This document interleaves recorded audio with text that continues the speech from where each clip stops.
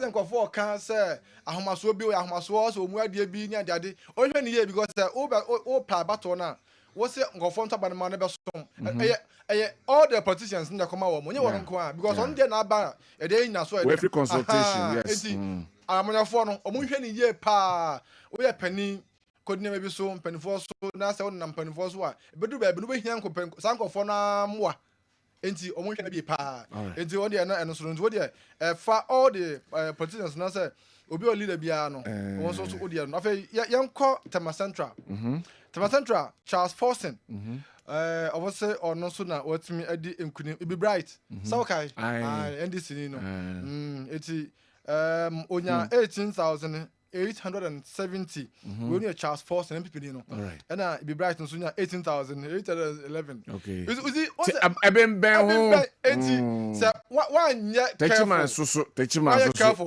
so Martin J Mensa Kosa ono so ewin ewo ho owin wo ho ono so dia no techman South East 46,663 and onya na Christopher Beire on okay 2020 ni issue no the same thing no omo de na ebo so pa man no kokot sa and we sunya 43,529 we 46 we crowd here we dey mu train so like less about 3,000 right and we train the train mu on continent say and so no na afei Patrick Yaboama okay ko central onu de na yemi ya see o ma say declare onu no defeat am ti ya but siminsunum okay because papa no on so okọ unze yakọ akrai the constituency na yetie hona na yetie na ohwe anwuma na oye ho na papa no ni sia sania na ho kan sitie obuade o ya pọ ma etini de no na me ya pa se etidie na betumi akwama ora ya bo ma etimi elusu sa but then no recollection ba ya no it is onya 21,099 okay votes and this ni so enya 19,368 that's no so be 2,000 yes okay over 1,000 and ora Patrick Yaboama MP for Okaikwe Central re-elected I net say ono so ona oduko ne dey m de pa na ahafano north Eric Nanajima Prempe my tepa not boni no ai ono so e ba say on so na edi nkunim okay ai to me calculation no when 20,353 Nanajima onya 20,353 okay and we were akwasi adusai ono so nya 20,232 eno ta komu jefri nsam no e kwa baje nso 33 ai na we say o so 32 to 1 ai 1 we 353 and we 232 okay theater say 10 yo at the table that time enti ono no dia no tapa dia yi ono issue ba ye ma se de hu MPP ni bia o gina se aso o defend no se MPP na we ni wo ho enti ono so on na me ka when me ka ensewom adwaji die ni bi pepe ni o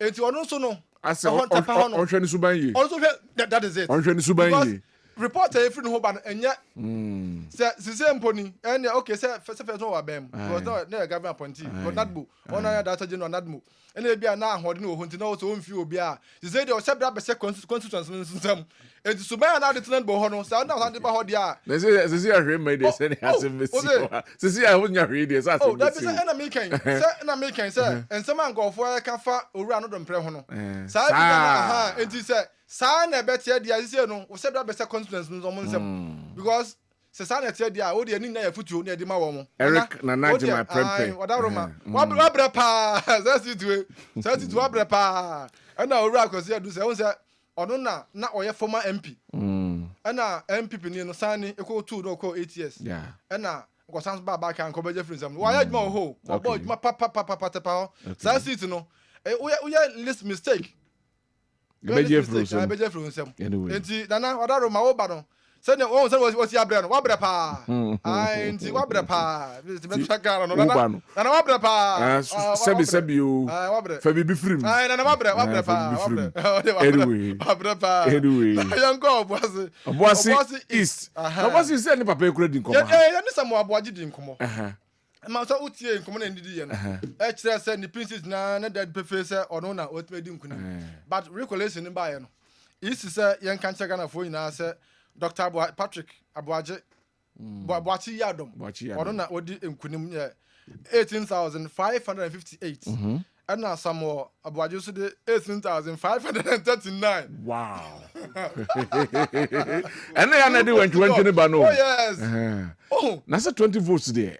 18,558 and 18,539. And France say 19 votes. 19 votes. Now, baby, crowd the next 6 and 9. 9. Oh, it's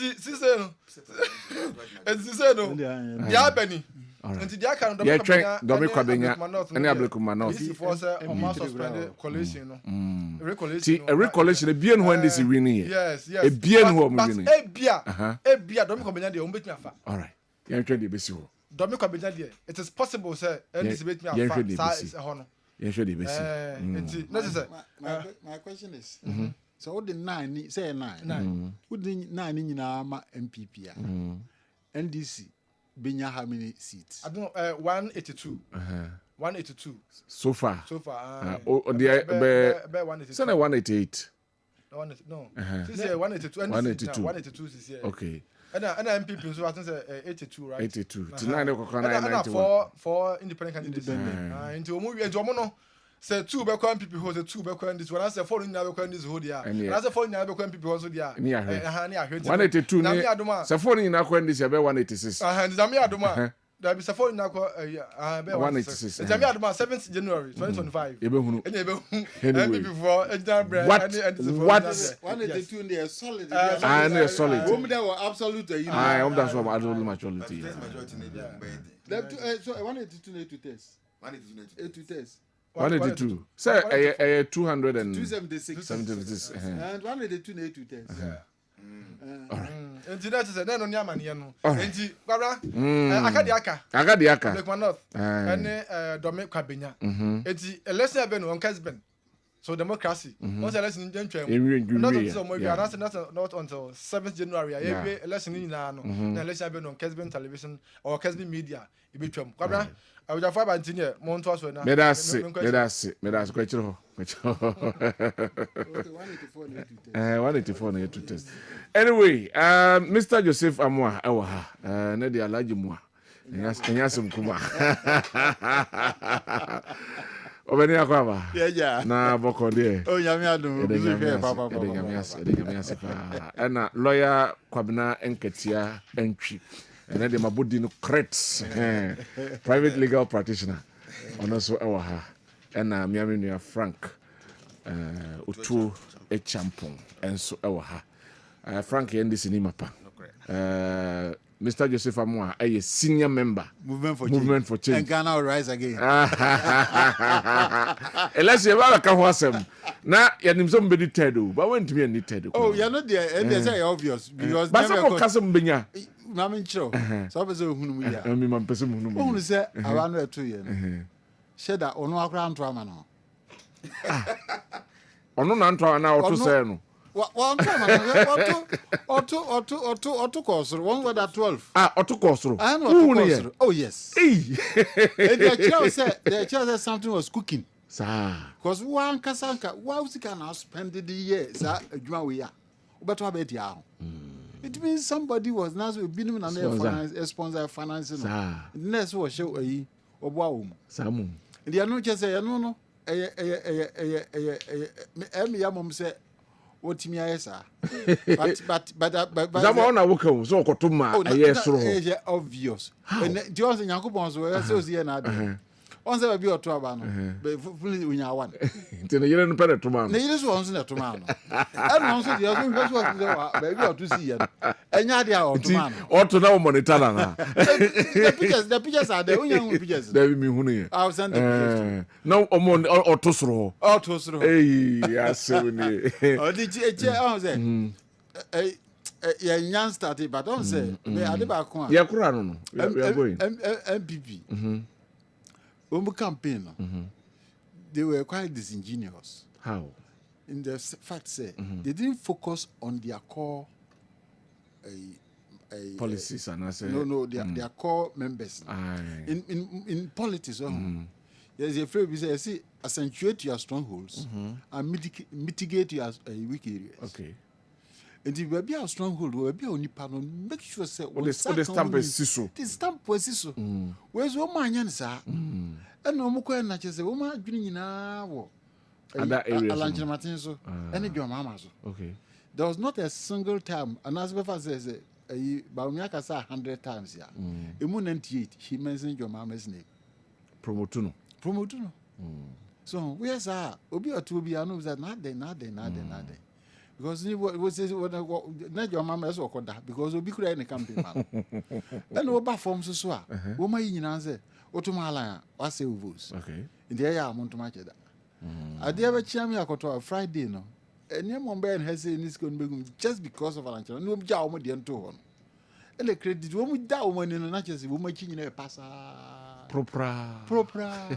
What I say? You know now, more woman. And I'm going for it next time we be. They will learn something from this. All right. There will be a idea and the idea near pay change movement for change. So change about. Change in Swaba. Are you in talks with the NDC? In what sense? Oh, a question. Say bia some will change and a change about. Tie bia more ideologies. I'm a Ghanaian. Mobe say mobe ton bia more. And I say obe frame no. Oh, you know much as you Ghanaians. Is you to a what ye den what do una is you be begun Jensen. Okay. It is a elections here, and I say country could do in sense. What can who to a bum MPP want to about more? You suffered. Okay. Then you now suffer and you are still suffering. Okay. It is a government be bad. That's also if it's all ideas be a bit media bois. You do it. One year in a year, you also meant the year in a bit. That's right. And so over here, Enra, Alanche Martin Alliance for a change for no. A committee. John Mama. Now, no, me can say, somebody can be sabu by me can't you say. Your mama, so na member in Becosi pa on kind sabu baby. A baby I interview your Alanche Martin as far back as 2014. And near ma or Kayanina, so what for Muba pet. No more when you ma. And can go do baby a dream. And I'm in a nigga Sabatia. Okay. And they say, Yamadum, sir, when you are winning. When you're absolute majority, obey me the year I am near ma. Be a nanka first, not own to me, opposition be so strong, own to me. And the Yanko, when you're quasi, Yampo or Dogana pa, and no, in your quasi or dear in a manner. When you have that kind of numbers, no, obey me the I execute policies, papi with my boy. All right. General and negotiation. Or can smile will be brave, but could be a Lebian expenditure switching. So, Ghana, so where is it? Na, and never mentioned the idea. Compensation, consumption, and debt payment. That's as we are treating ourselves like as and color. Who's that color? You didn't say. Who's that color? Would the blade and our password? A shark will answer my dear no dicadia. No, what is it? And we are behaving like Angola. We don't be a you're turning around answer.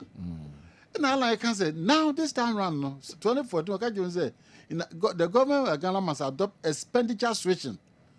Expenditure switching option that reduce government recurrent expenditure and expenditure on non-productive economic activities that do not generate direct revenue to the state. All right. On the side, the Sahara maybe the Biaba woody. Oh, Germany. No, only your mamma she and what can some catch and say. Say, Yakwa may free dear, as your one high crack. And she has a yen BBA, I'm with Scanaba, I'm with Scanaba. A beggar crebessa. The other be as you do.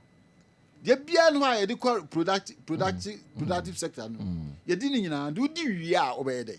All right. It is a see to me make sure say be focus on the productive aspect of the nation. You have added value to your near my own. Now, not to increase generating revenue within our own system. That my generating revenue. Everything they are share. All right. Yet imagine. I'm not Frank Ransom about lawyer. Congratulations. Thank you. KOD. Yeah, Vice President. Vice Namti Hassan. I'm sure. My Jumadin, I'm Ghana, Sayaba. My union, no, you're the Asedama media houses. I work Ghana, you know, Bia, the Juma. Said they say the fata, and I'm changing a about on the more serious note. I think, sir, John, Excellency John Dramani Mahama, the former president, said, or Mampenia, or Bedomayano, or Bojumason, and policies had already two Jana MPP for Sebi, didn't who fell in now, and the Ghana for you know who says Sebi, MPP for Yamanukua, no craft friend of Granamon can correct. In Chatuswa, Nada, and in Kuntumpo, and now Madibaji to me free, you're John Dramani Mahama, 2016. And then, Nigna daddy. Ama the overwhelming majority and endorsement. I, dear my Euro John Domain Mahama, Nigna daddy Pefi. Say, Amamua Papa, Euro John Domain Mahama, Ebuye, a year from 2012 to 2016. Sabi, Ghana for energy home, and in Thomas had to me night. I said, the Ghana for Ginase, a Bomo Bibia him for a soft for a media man, Obia or boy, a master be changed by a piano. I said, I would dear. Now, Yabanan so Sabi, I was here by yo, Yamada, Papa, within 4 years. Papa, then I Sabi, so winning the pie so or conform no better national or Kanachiwadi. No Crabia, a hinter, and no more MPP for Bayer, you are Sabi, a hinter be a Bema Ghana for United. I dare to money, economy saying Edru, exchange rate in saying that here, Australia way, a cassa in a baho. So winning the pie cars, a idea, and I wouldn't credit China. Tembiano, or do what you do, and I'm wanting because what kind of credit, a channel, but wouldn't contempo, and in Ada, I didn't be anymore. Tembian when you go, I say, I won't know, and don't see I didn't credit. Papa, you, a Bamagana for a day, and who said I'm a monicity, Nadebiano, or Modi MPP, sorry, and this among you. That's Betcha, in the Park of Crabia, you are John Doman Mahamak's Excellency, a Crabia will be an imre, Chow Council. Now, much here, Rubigedu, or your party chairman, and this party chairman, or Western North region. More for an import back on Michiano. Now, much here, Honorable Johnny Kofi, our Dina Juma, Kwame Nkrumah, University of Science and Technology, any PV Jantua. All right, Michel Munina. That's it. Lara, my main also briefly on the elections, and on Yaba main topics in the so. Africa, they know my Ben got to a buy and almost a bass in Jim Sam Sagana, and they say, boy, so they go be and they say, boy, yeah. Say it to Atuabana, Bonnie BNC, Pinche, Yama, Atuaba, the chin, less than 24 hours. No be able to say Abano, I didn't go. I'm so foreign media houses now, and the foreign organizations now, Baswana or Mobogana. The better in once say, not going forward and so, and the Maka crack, Crabbe since say, Collision Center man for Kugo says, no, my Atuaba, we are. Maba na ba me kojiwe na me shiwe na me yewe sa no mano I say going for the say I started with toilet toilet and atrasa economy obiani nobody knows what is coming next and they say hono so ye hu bibi you say to aba wi a emra Ghana na sign electoral offenses are still offenses and they are still punishable under the laws of Ghana the first year to aba wi nche say utimi koye de ope it will be the person has degree of tenure the time was wanting going in for say I governor appointee na say the president is man appointed for you can't put the law into hands and go there and make a and a send you know at the piano until going for the honor say but in a boy ambassador that and coupons or a boy and a to abana Bonnie BNC. All right. Answer I'm a consumer to chat Akatachi from Chakatachi for especially 2002 year group Michel Bia na Machia Miamina Kwame Ncho be any financial services. All right. Thank you very much. Afi yemfa topics no enhyehyɛ na afi yenhwɛ recollection of a year parliamentary election results. Babeye bebe nsia ekonkron so and an electoral commission na adwen sɛ enam kwan a ɛfa so a ɛbaeɛ ebi wɔ hɔ no ma declaration ɛbaeɛ ebi wɔ hɔ no ma ɔmo holdu no yɛde ba regional coalition center antentam ɔmatam ɛde kɔ national na ɔmo ɛyɛ ne nyinaa ɛwie no ɛnɛ resource no ebi aba abeto ya membo emfa emamo odwani achim ewo eye Techiman South East South Techiman South owura your friend say J Mensa Kosa ono a retain eye ni seat ehonum wentwi kakra eba ho na ene ye kasei ono a retain ni seat odwani achim ewo eye nsawam adwagiri eno so yenra ano dompre ono so ye declare no winner enso ho ehoso na NDC4 enso eni abre papa se enyade a omo egiatum ho ensem enso ho eno no afei fa woni chim na afei yemfa yeni enchim enso ewo aye ahafano southwest osai mensa dapa Elvis ene recollection declaration abase ono ena ewini sanso ena odwani echeme wo Boase East City na yenra Patrick and honorable Patrick Boachi Yadom eno so ye declare no se ono na ewini hokra de ye declare ema yenra Aboaje NDC parliamentary candidate ojina hono ye ne kredi nkomo ewa ha ema ne kire kwan ya ofa so win basamre ye call recollection no yenra Patrick Boachi Yadom ena ye declare no ense ono ena wawini abano enso ewo honom Patrick Boama awini Okaikwe Central seat no eno so eho ensem ewo hanoma yedi ebi amamo but there are other seats they say Kwabena na Fairbergman North parliamentary resource no eno de yesi suspended with a declaration no na de abana sanse bi beto dwa ena the National Democratic Congress led by their General Secretary Yenra Fifi Fiave Kwate ede ensem aba betudwa say NDC rejects the illegal and manipulated parliamentary election results declared by the EC and no aircrata the abetman puto kakra na afi yenshase emfa emfri ho or say the National Democratic Congress categorically rejects the purported recollated parliamentary election results declared by the Electoral Commission for a number of constituencies today. These results declared under questionable and illegal circumstances represent a blatant assault on Ghana's democratic principles and a betrayal of the sovereign will of the Ghanaian people. It is abundantly clear that the Electoral Commission, under the leadership of Jane Mensah, has consistently chosen a path of illegality and impunity by engaging in actions that deliberately undermine the integrity of Ghana's electoral process. The EC has compromised its mandate and deepened public mistrust in the institution. The NDC strongly condemns these undemocratic practices and reminds all involved that electoral crimes have no expiring date and that the date of reckoning will come. Jane Mensah and her team appear determined to plunge this country into chaos to satisfy the interest of their political benefactors. However, the NDC, under the leadership of President John Dramani Mahama, is equally determined to uphold and safeguard Ghana's democracy. We commend our rank and file for heeding our call to maintain peace and avoid confrontation with security forces deployed to intimidate and oppress innocent citizens. The NDC cannot overlook what seemed to be the troubling collusion between the Electoral Commission, the police, and the military. Troubling collusion between the Electoral Commission, the police, and the military leadership. This unholy alliance has facilitated the unlawful manipulation of election results and tarnished the credibility of these institutions, which are critical to the survival of our democracy.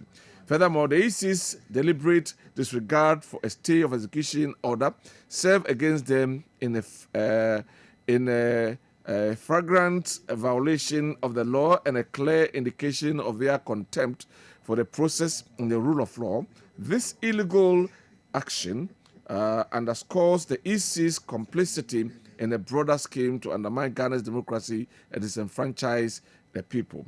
We also express our disappointment with the National Peace Council and other moral bodies whose silence in the face of this development speaks volumes. The NDC calls on the international community to take note of the dangerous and unlawful action of the Electoral Commission. These actions pose a significant threat to Ghana's peace, stability, and democratic process. Let it be known that the NDC will not relent in its fight to defend the will of the people and ensure justice prevails. We caution the government and the EC to desist from further attempt to undermine Ghana's democracy. The NDC will continue to mobilize its supporters and rally Ghanaians to resist any attempt to overturn the people's mandate. We remain unwavering in our commitment to restoring the dignity of Ghana's electoral process and ensuring that the voices of Ghanaians, as heard on December 7th, are respected and upheld. Together, we will protect the principles of democracy and ensure a brighter future for our nation. Signed, Honorable Fifi Fiave Kwete, General Secretary. We a krata.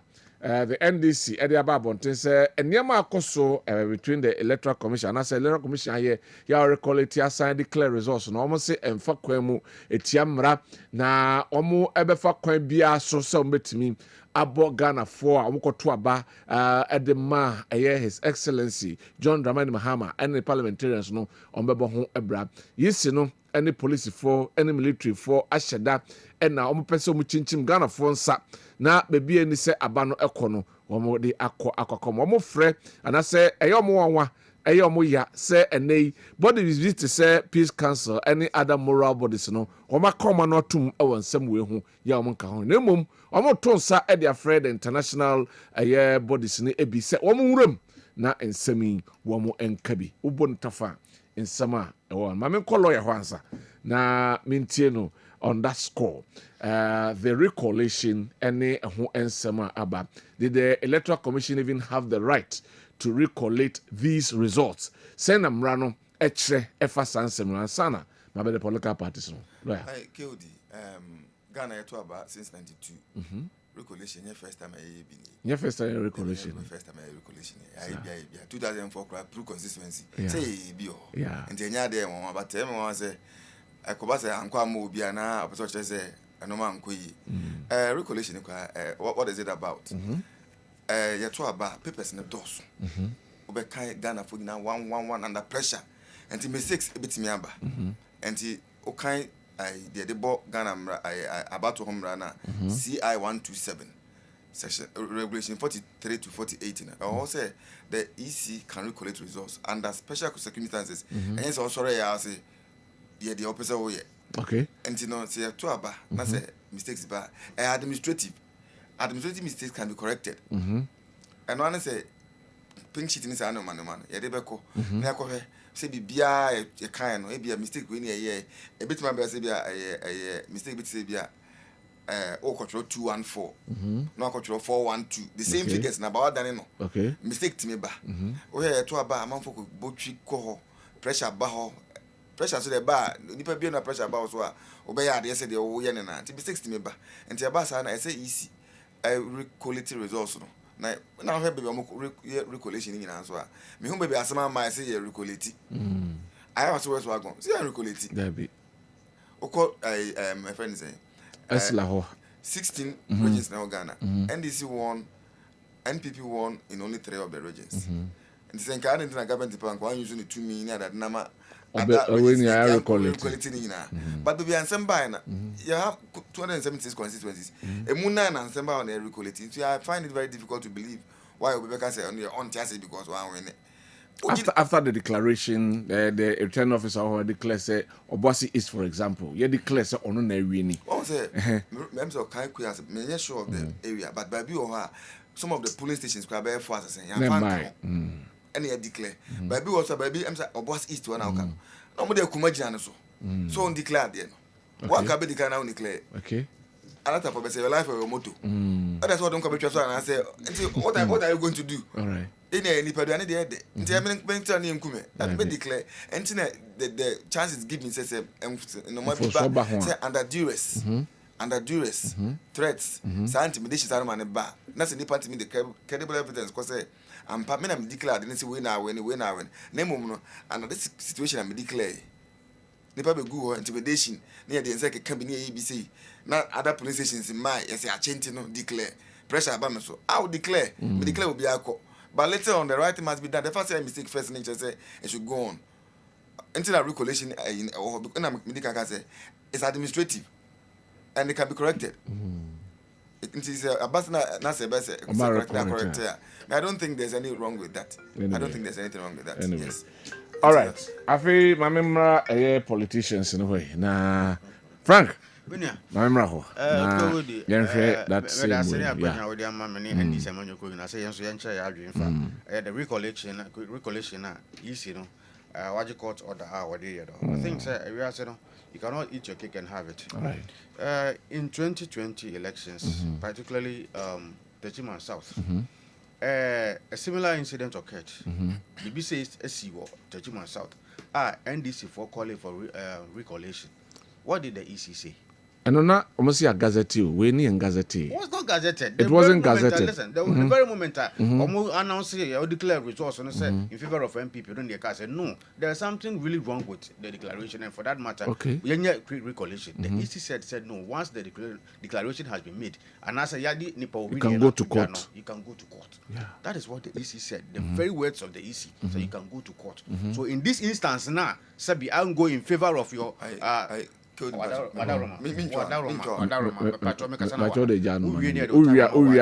can come in. If there's anything you want to input, yes, if there's any input you want to make. No, let me finish.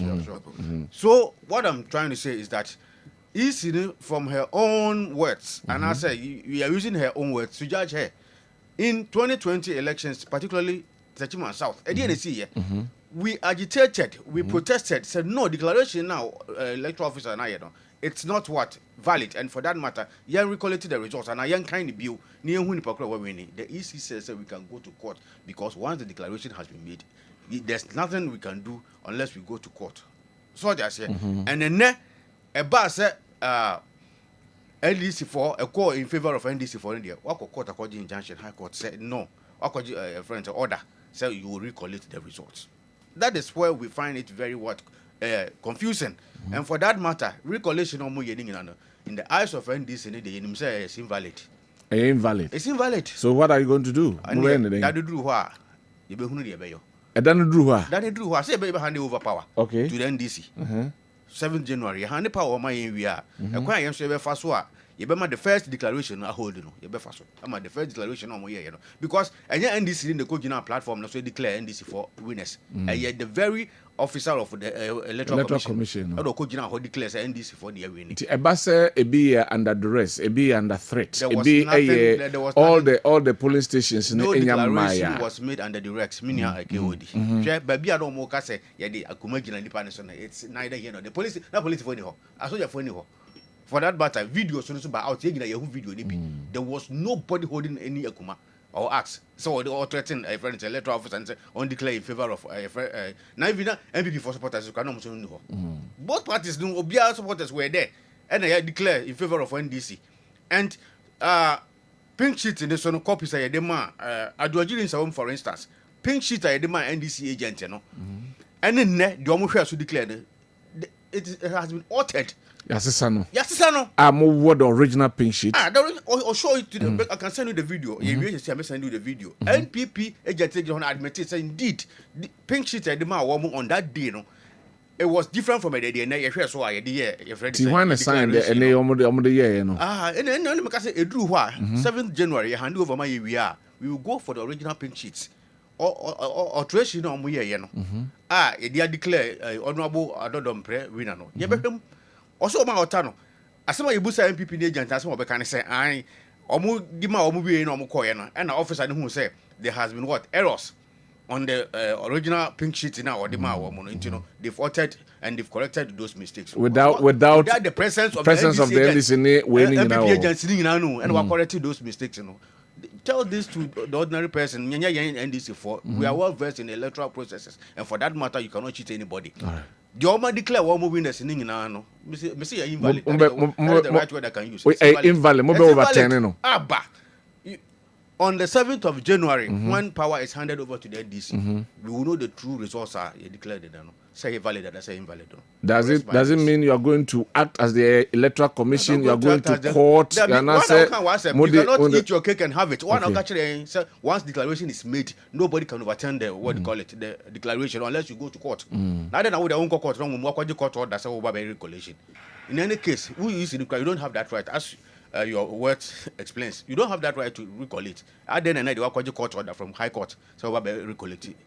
I can confidently assure every Ghanaian or every voter who voted for the MPs now you declare or winners. They should relax. They should be very patient. More be agitated, more be any violent will be on the 7th of January, when power is handed over to the NDC.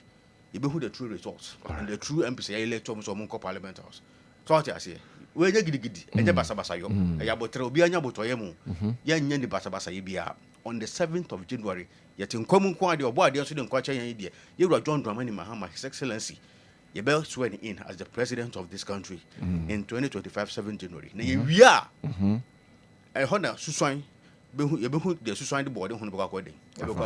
And the Obon won't suffer any, or both say, how the police for general the Chihuahua Betty. Yeah, they will tell you, won't cry. What I say, 7 January, first declaration I make Yano. Yet no by Juma. So what I say, yet no by Juma. Where and yet threat and actually. Ya mama Ghana a rule of law na yedi adwuma emra na yedi adwuma who is one okan ye enyo bi na ba wonu mu one okan ye say once declaration is made nobody has the right to overturn unless you go to court for what interpretation or whatever and then they work with order from court ebe recollection. In any case, elections are won at the police stations and the collation no be at police stations no police stations no no be collation no when the designated places are collation. Enti yan to mu na enyin to mu twena NDC amonyoku National Democratic Congress amonyoku enne me kam obia tiase se abana ye to ye no MPP NDC you would overwhelming majority yenya 2/3 more than 2/3 of the parliamentary seats obia function ni trim Yewura John Dramani Mahama ye sworn in as the president of this country. Declaration I making on the 7th of January December no I don't be hold the omoye ni nyina no se beekudo brother se me fa ankosi hwe charade enya juma me na me ka kire enya juma because one hour can wasem you cannot eat your cake and then have it who say enko in your favor ni ntino o akosiki court order in your favor no so independent body so then according dada when they independent onye independent body wo die we just independent ni juma wo die we just independent. In any case, so we basically court injunction. Why don't you allow the NPP people to seek for court order? Say in recollection. Who is in and was for the content court. So I could order so very the results. So what I say. And no crowning now. Actually, or baby over. And then you remember the two gun and EBN and Yan Tokwasem and yet in the Obia Yabutoyum. The meeting say the constituencies in the court say you enforce the EC na onye recollection, not the EC in the court. Kojisa order no. Eventually, who went to the court? The EC in the court. And some didn't court. One didn't court. The constituencies no. Constituencies no. NSC omunko because. Led by who? But I don't know where that, but the constituencies went. So these are speculations. And yet, hold it. And EC no. Eventually, me say EC in the court. Because the court order. So by recollection. A press conference. Attached yeah press conference no so about recollection yeah they yamfa ho NDC amanyoko yeah yamfa ho onyamia kasa no kasa no kasa and wakasa in favor of NDC wakasa in favor of Ghanaians are sabi no mo kwa ho kire mu petrol bo aye dene aduane bo aye dene amamuo no enko ye economic indicators nyina no afall flat and no man koso no e na Ghana for hu se da bi yamfa 2 million sa ma MPP amanyoko no biem yamfa ma NDC amanyoko because the Omubeya from 2012 to 2016, Sabi and so a some young Yahoo, the Mampani John Doman Bahama, obey your man, Montiasa for 2 minutes, and he had done it 2 minutes a demano. Open off a friend to Kotikwan to be a chinchimians, and Yajuma, Ghana for Yinimade, Ghana for Sabi, Suyandia, Yakan. And for that matter, the Wawakaya in 2020 said so once declaration is made, nobody has the right to overturn the results on it, and only Yajinaso. Friends, a president and was it and Januni Beginaso to render all these recollection activities null and void. May can't be Ghana Nibiana regime, Mobia Yamon on the 7th of January, when power is handed over to you, John Dramani Mahama. You be who dear Susan at the border on a day. I rest my case. Thank you very much. Yadase Mamenko Namema Honorable Kojo Bediako. The be a Mrs. Sano.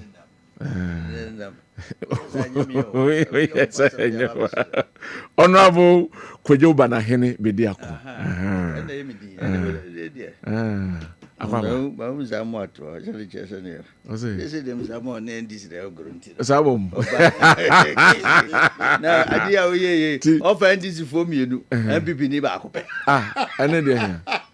That's a movement for change. Kaka kwasan kobe mo say.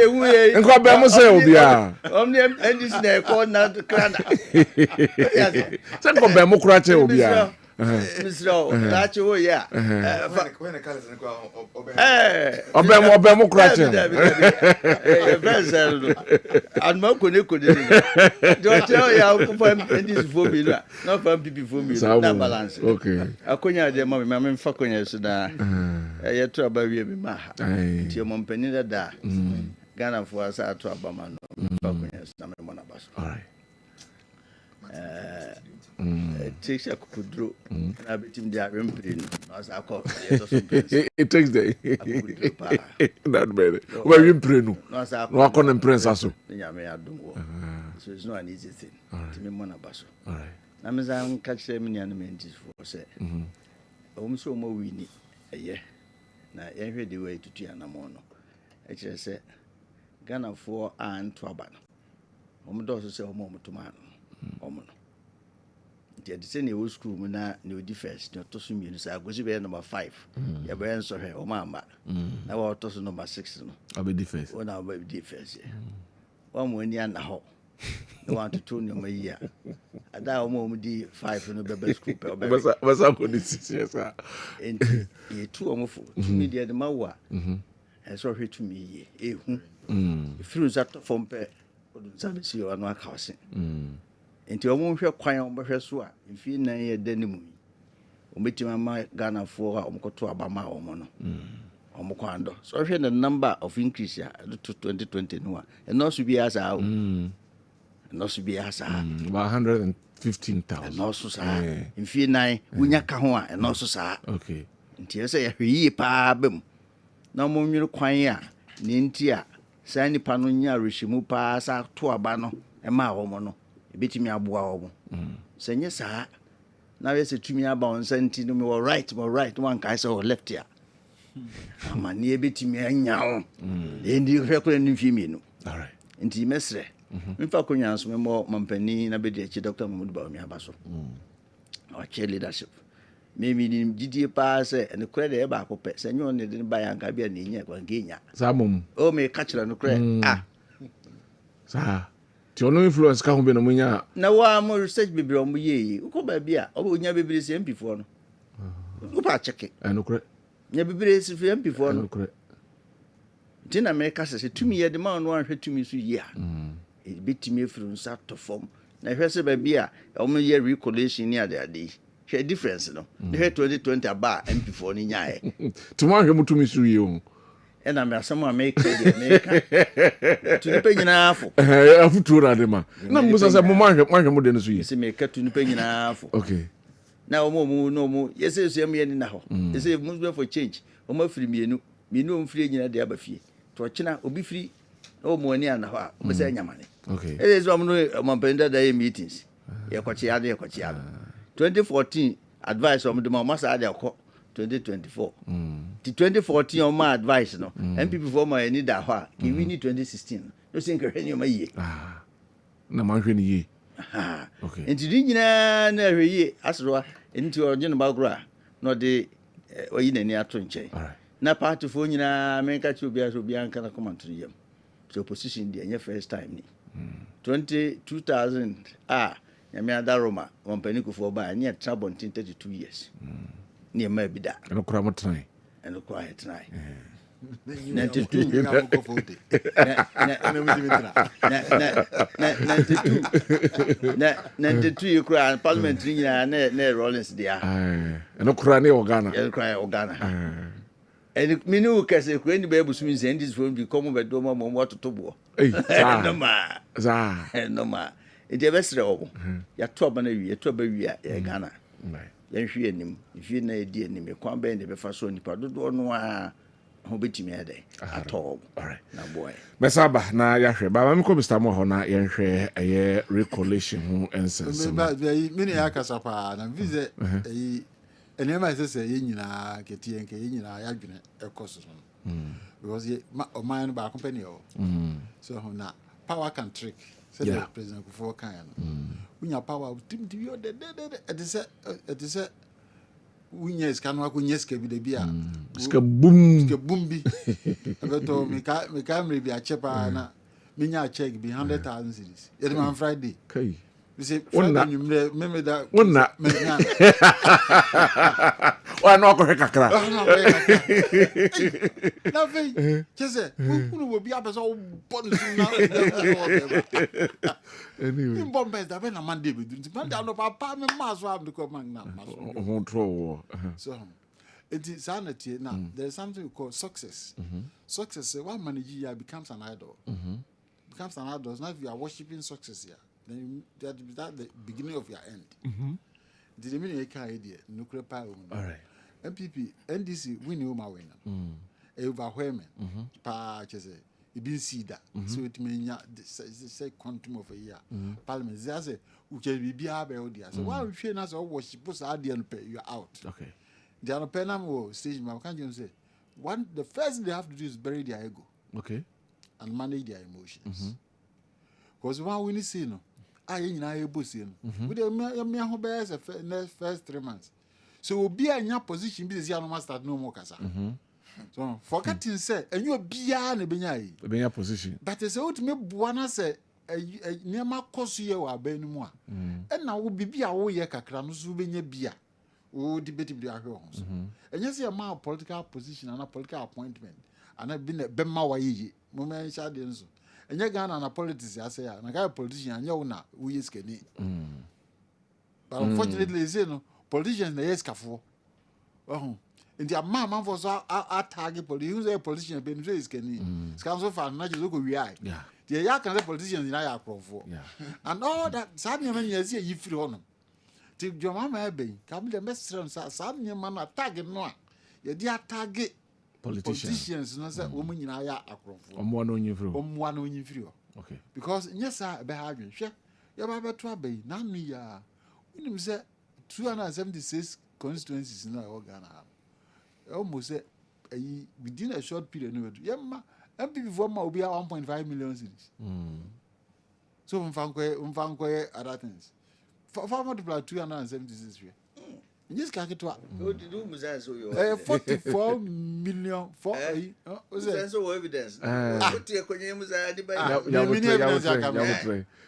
1.5 million cedis omde ma hefo omde ma omu enkrofo no executive ne pieces no na baby as a pieces no ne so omo fanko ye adwuma fo adwuma pensa mini o ja say and can you imagine okay now unfortunately for them bebre so answer da anko obi o ha na we hu say 1.5 million every constituency ebi ana nipa na adwene ne say medi ikoi ade defeat is staring at my face e pascal bebre anko fom nti tokwa ho pa ntokwa wase ho pa o mo ko ye ani nyina aka ho bi na ma wo konya baby o makodru nti ya hwe ye si ebeyi sa skasem no yebetima yi dodo no afrem maami bi ma MPP for advice o mu take ye beboa o si o mu nyi delegate system infiro because ye na ma amanfo ho ye o mu hia abanto o ma akoto aba ko bi kwa akoto aba ba ko ama ni PC ana se ne constituency chairman o be okura fridge okura TV okura hwan no de aba o kika bom ne school bi nya no do ko be se 10,000 20,000 na wono wo kwa akoto aba no free aso onko do so ni ko gromodi woton sana ne pablo ye kura na ye kan ngo do ble ngo gromodi mi ton ni eti sa ansem no pa nti se wo mtimi sha ase na omu yi sa de ni free ho no na hu se policy nye sika ene ne mum adwenkyira ye nyina be kire e de ahihye ma ma ma ko wo mtimi sa de ni free ho this a year I tell you say enche wo metima papa right no mu sa de na akoso biom e bio ene they are dead. All right. Mamu so movement mo be san 10 me chako MPP. Me personally. Me yi me dey try let Abraham ne be yi me dey. Sa. Na baby am pe wo ko be dey ho no. Nti unko bio. Ono me dey yi me di. Unko bio. Ye yi me di. Okay. O dey aso obi ho no a, ebi a bi nti na bi a oba ha. Ebi obetimi akone me dey. Ye yi wedi. I'm sorry cholet bro. Yes, I cholet bro says abre. I quite do better on the bonds. I'm both quite bands from you. I know I cholet abre say you wedi. You were from. Ah, ye me di. Let us intend. Anyway. Na me go duro dey see another open dey. Is that my recollection was other people no dey. Recollection no. Say me no can. Me sense omunya abutre. iPhone no nya abutre. NDC phone. Omunya abutre. Enye abufusem, enye ntokwa. What you say? Bebia mususu say ebia there is an infringement on the law as far as the particular recollection is concerned. Na some person court number ko. Hwezi ya obi send video brem nsam de dey okoso ho nya agro. Nsam sisi ya say omubu afu ana. Bufu mo hihihie kwem tiles ni niam na ebire yo a. Omoya, for call for reinforcement business. Why? Ubetia no be akọ primo no. We go film what do we gain? Because en kwanso dey back, we be out back pe. Until omo nya bote, nka NDC for crowd, we be adu crowd there. Omo ka omo pi so mbeye niam no ama. Anhwe ya no mo koye hi tisia. Because you say mo crowd mo absolute majority ndala. Somebody for become one absolute majority. Be ambassador in parliament. I'm saying for the sake of the Ghanaians that voted for them. Protected the but it may be live and let's live. Okay. A boy, Emma, or my economy. Does it be beyond as a time? Because I could do a yes, after type. They say money absolute majority. And we say no so I we know mudia. And I say asema ba ho kra. The movie say you know, you wait me ja to no. Na makomani because he say no. You see an parliamentary. Maybe the people in the constituency want that particular person. Responsibility as he say. When this is no. A susene. The omoya no. MPP. Okay. A switching MPP time. Yes. I didn't because I can't that woman no. I can't be before Jan no. 761 billion Ghana cedis. Mo na mo be ko. What you say? Say o hwa ayi loans ayi omuntua contracts omuntua $37 billion. Mo na mo be ko za aka no. What you say? And then there's one other 2.5 billion on power energy 2.5 billion. Then you know I'm back home. Mon hwe fa kwa betima fa so a. Mo betimi akoza yi na mo beja to na mo back home. More 4 years e pa mo. We are serious because I'm going to be very hard on NDC. Right. So Jimmy a. Because I like we are all Ghanaians. We are all Ghanaians. Now the everything say Nyakopon hwe ada na wini e defy all scientific here. Akozo hesitate na tools are surveys are surveys I can see a defy nyina. Just God has a hand in their victory. The end time I'm going to Mase. Oh, come here, yes. But the end time I'm going to Mase. Okay. You will fight for our God. It is a mapa. And never be as a Mujato. Now move focus on how you build. And you be behind your back home. We need not have time 4 years. For now, 4 years. Your mama so habano. Yankopon did not bazo on mama sanity. Now on calling him. The ultimate near my ya. You be born inside the abo Kwame Nkrumah the year book of food. That ain't a mobile best to be beside me. And to be your best status was I know be a American say. What time your mama or beg your mama yin or as I am. Comunia na some fanasamonco. Now I won't print over be a movie almost. The dear Tina Musa began not to the Marco Kun near me be a young. Me to me, I'll call them petty. Okay. In the master room, say, Omonia, Omba, Omba, Umnamashe. I am if you feel hot, that's a monument to 2 million ya. A cab has not be a swing agro because your system now ain't such a way, said American is in. You just can be a need. They said to me planning economy in such a way, say, be a yesh, she be a. I am if you be through near to make So what you say? Yasa can be. You bet me a him for debt forgiveness. And your possible party with Marco for debt forgiveness. Now you bakwa. One more multinational agencies, number mass are debt forgiveness now. They want to see say you are not corrupt and you are not going to be corrupt. Sanya man estates almost start number 5 number 2 near me. So yeah, or man me na betia say oh. They say you who corrupt practices be and that's why I have reduced corruption to a significant level. Levels so a bit me a boy. Yeah, no. See, when this can be chairman, near the chairman, not a situation where we are finding ourselves now. Policy rate here 29% there, interest rate now 40% a year. Will be businessmen can yedi abandon as banks like they say what we need now, and you won't talk petty talk on Becono. The Munya Yakubo de Amoy. More concentrating on Munyajuma. Then Yakubo was which show money. That's what I'll tell them. Thank you. My memory, Honorable Kojo Banahene. Bediako. Oh, now you heard the recollection on some, and this for the Krataba Bonting. Say, General Secretary, na Achro, na Jumano. Intro and baby or okay, kind of be a training corner, you could see. Because say electoral commission and declare company that I say we need abana. Any Ghana and I'm go for the ma. Intimi me declare abana ye be bomia pyramid. Ye shami kutupa say ma anya ye be bomia. Na makwa kwede. Ah, na mo me kan kro mai. Eyanom kotu aye Techiman South in 2020. Say omo raise similar concerns. Say my isi ka say ontiasia kokot. Eden the see. Adena we the kokot. No den the see. We constituency no. And isi microphone no mo. Na Techiman that time kwa we nyane. So jane. O declare we nyane ko mu kuno. Asuja for the born ho ban.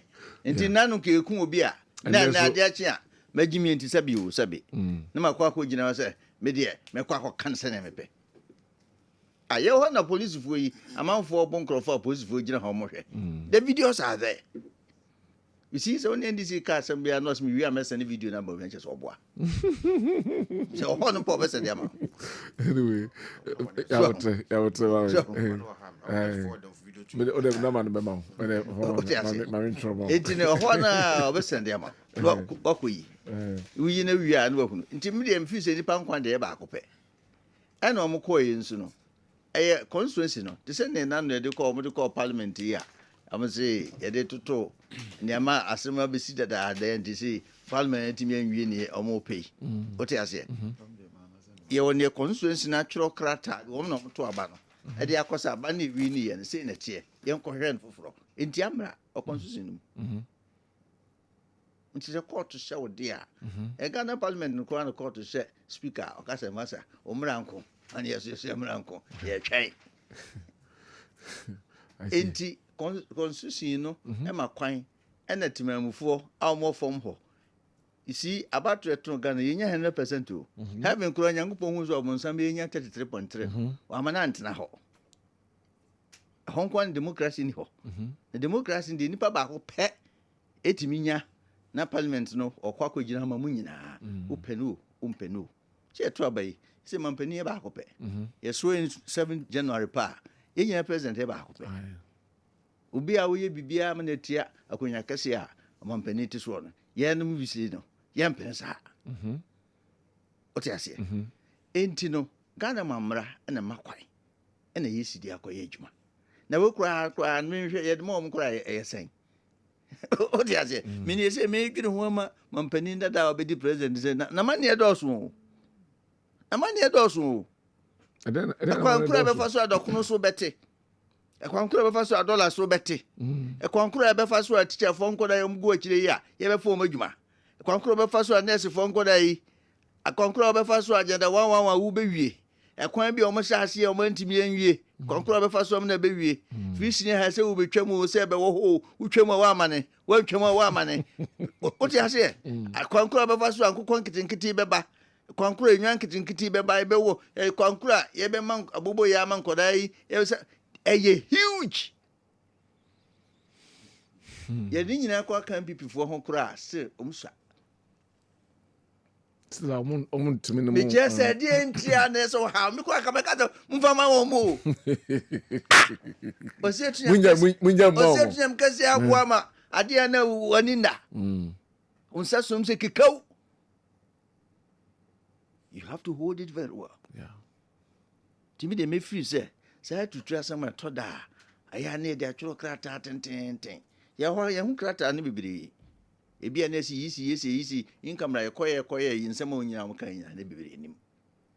Na wo kan haya sa na oni nyina ho. Na wo yes anso a obi a wo potential to become president. And I bet me lead the party na could the next level. Ebe duru baby ne nkrofo EU records no abo akire wo. Say na no bia na ye na mo bon nkrofo bi de. E de kire ntia manfo bufu mo. Timi de message na secretary. Aba no o wini awie. O wini awie asojo kese pa na da president so. Yeah. Yemfa kwan bia matimi afa so a ema Ghana for mo to aba ne ma mo. Ema mo timi wini omo tena fie die bufuo protest vote. Yanko to mamo because ye koto aba police station aba obi timi fifie dako baba bedru fie ade be chi no waye 1000 ye dakuru ana dwono waje haje ni nyina wasi twam abi before ye timi twam ne mo obi aye party ni bi ato aba ni bi ne di say before ni nyina because ye nem ye obi kasa na no ye ase ne omko ye mpi no obi koji ekonya ase mba na obi store no na me so de na me de mama koto ye nkoda ye to aba sha se to aba 92 96 me kasa 96 no mo level 100 oh legon it's level 100 level 200 the level na ko ye ye ne ha e ka trotro ni nya kama ye ne ha e ka o those days ye be kwakọ ye campaign ye makwan ya ye sika ne di wura nkuro nkitinkitim ko ye campaign ene de okoto aba no bi fa ka akora ba ayeso woman bibi yes obe gina ho sa we need to change from that and no more man no Yeah.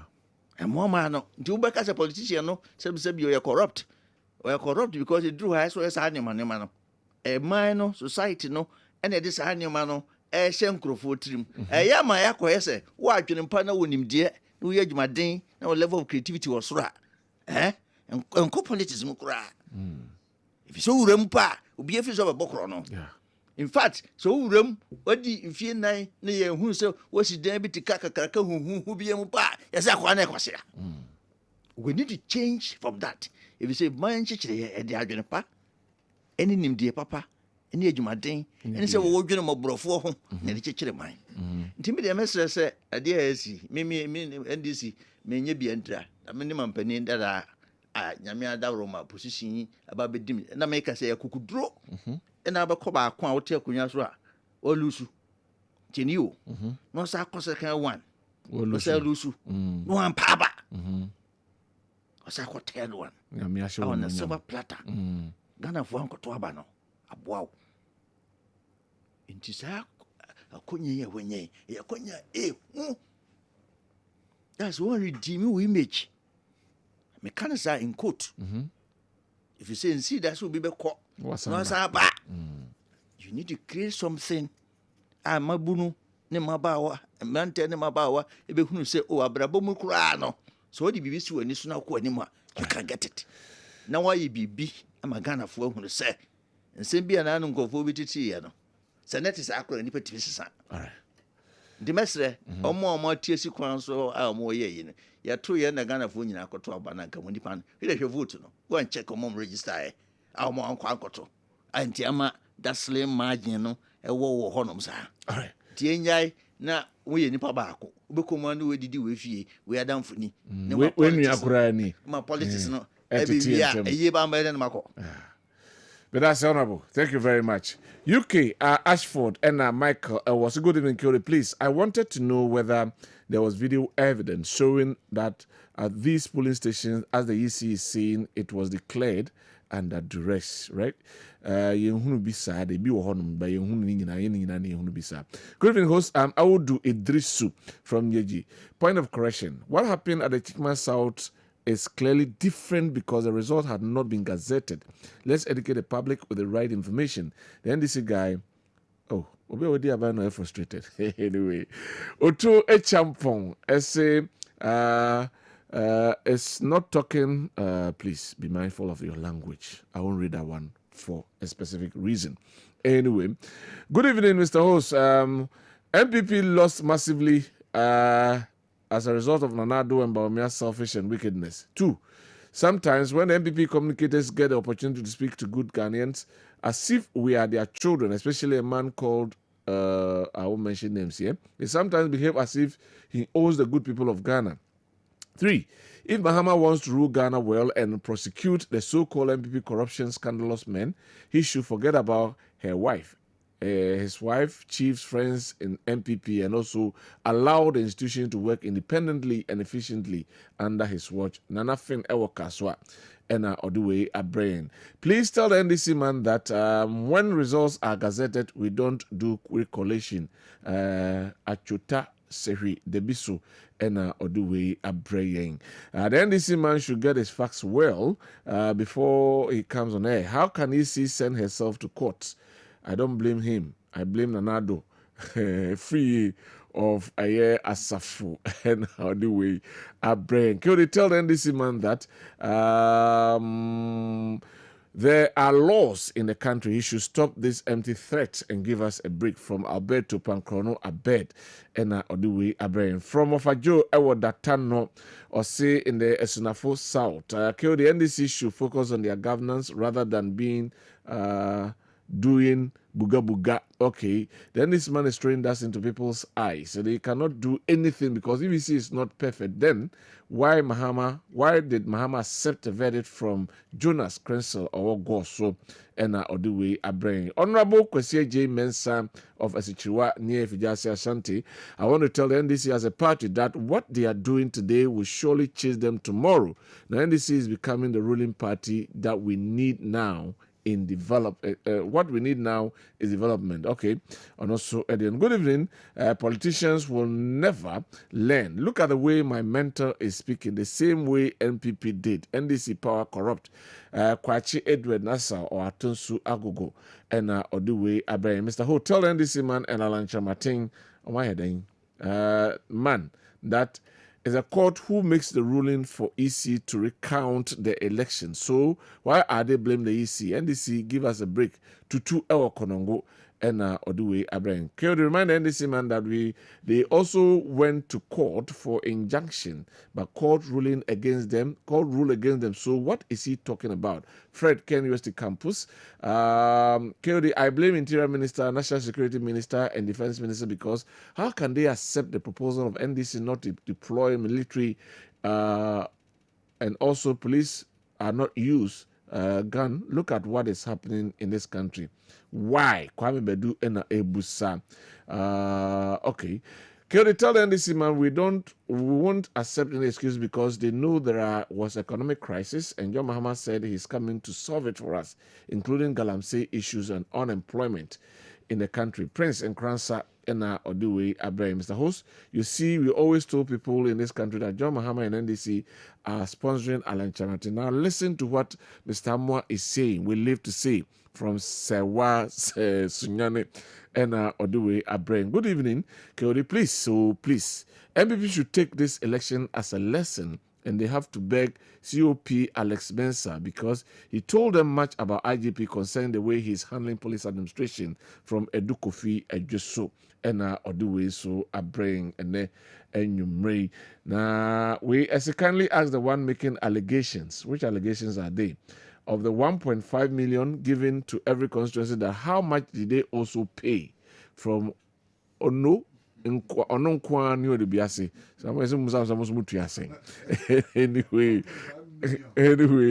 a decision that is purely based on numbers, yet we can finalize it well. How did people pass the exams? Electoral Commission be consistent from Sir Kabis, the BSC, and or the way about. Okay, and also when MBB was commissioning interchanges in Accra, they were commissioning bridges in Kumasi. What a pity. One for Udin Amma. Greetings to you all. Prince Charles, Mr. You don't know NDC people, party people, destroyers, please. mental question, message, and I say, so let me leave it there. I say, when was okay? I don't know. Lawyer, thank you. I thank you too.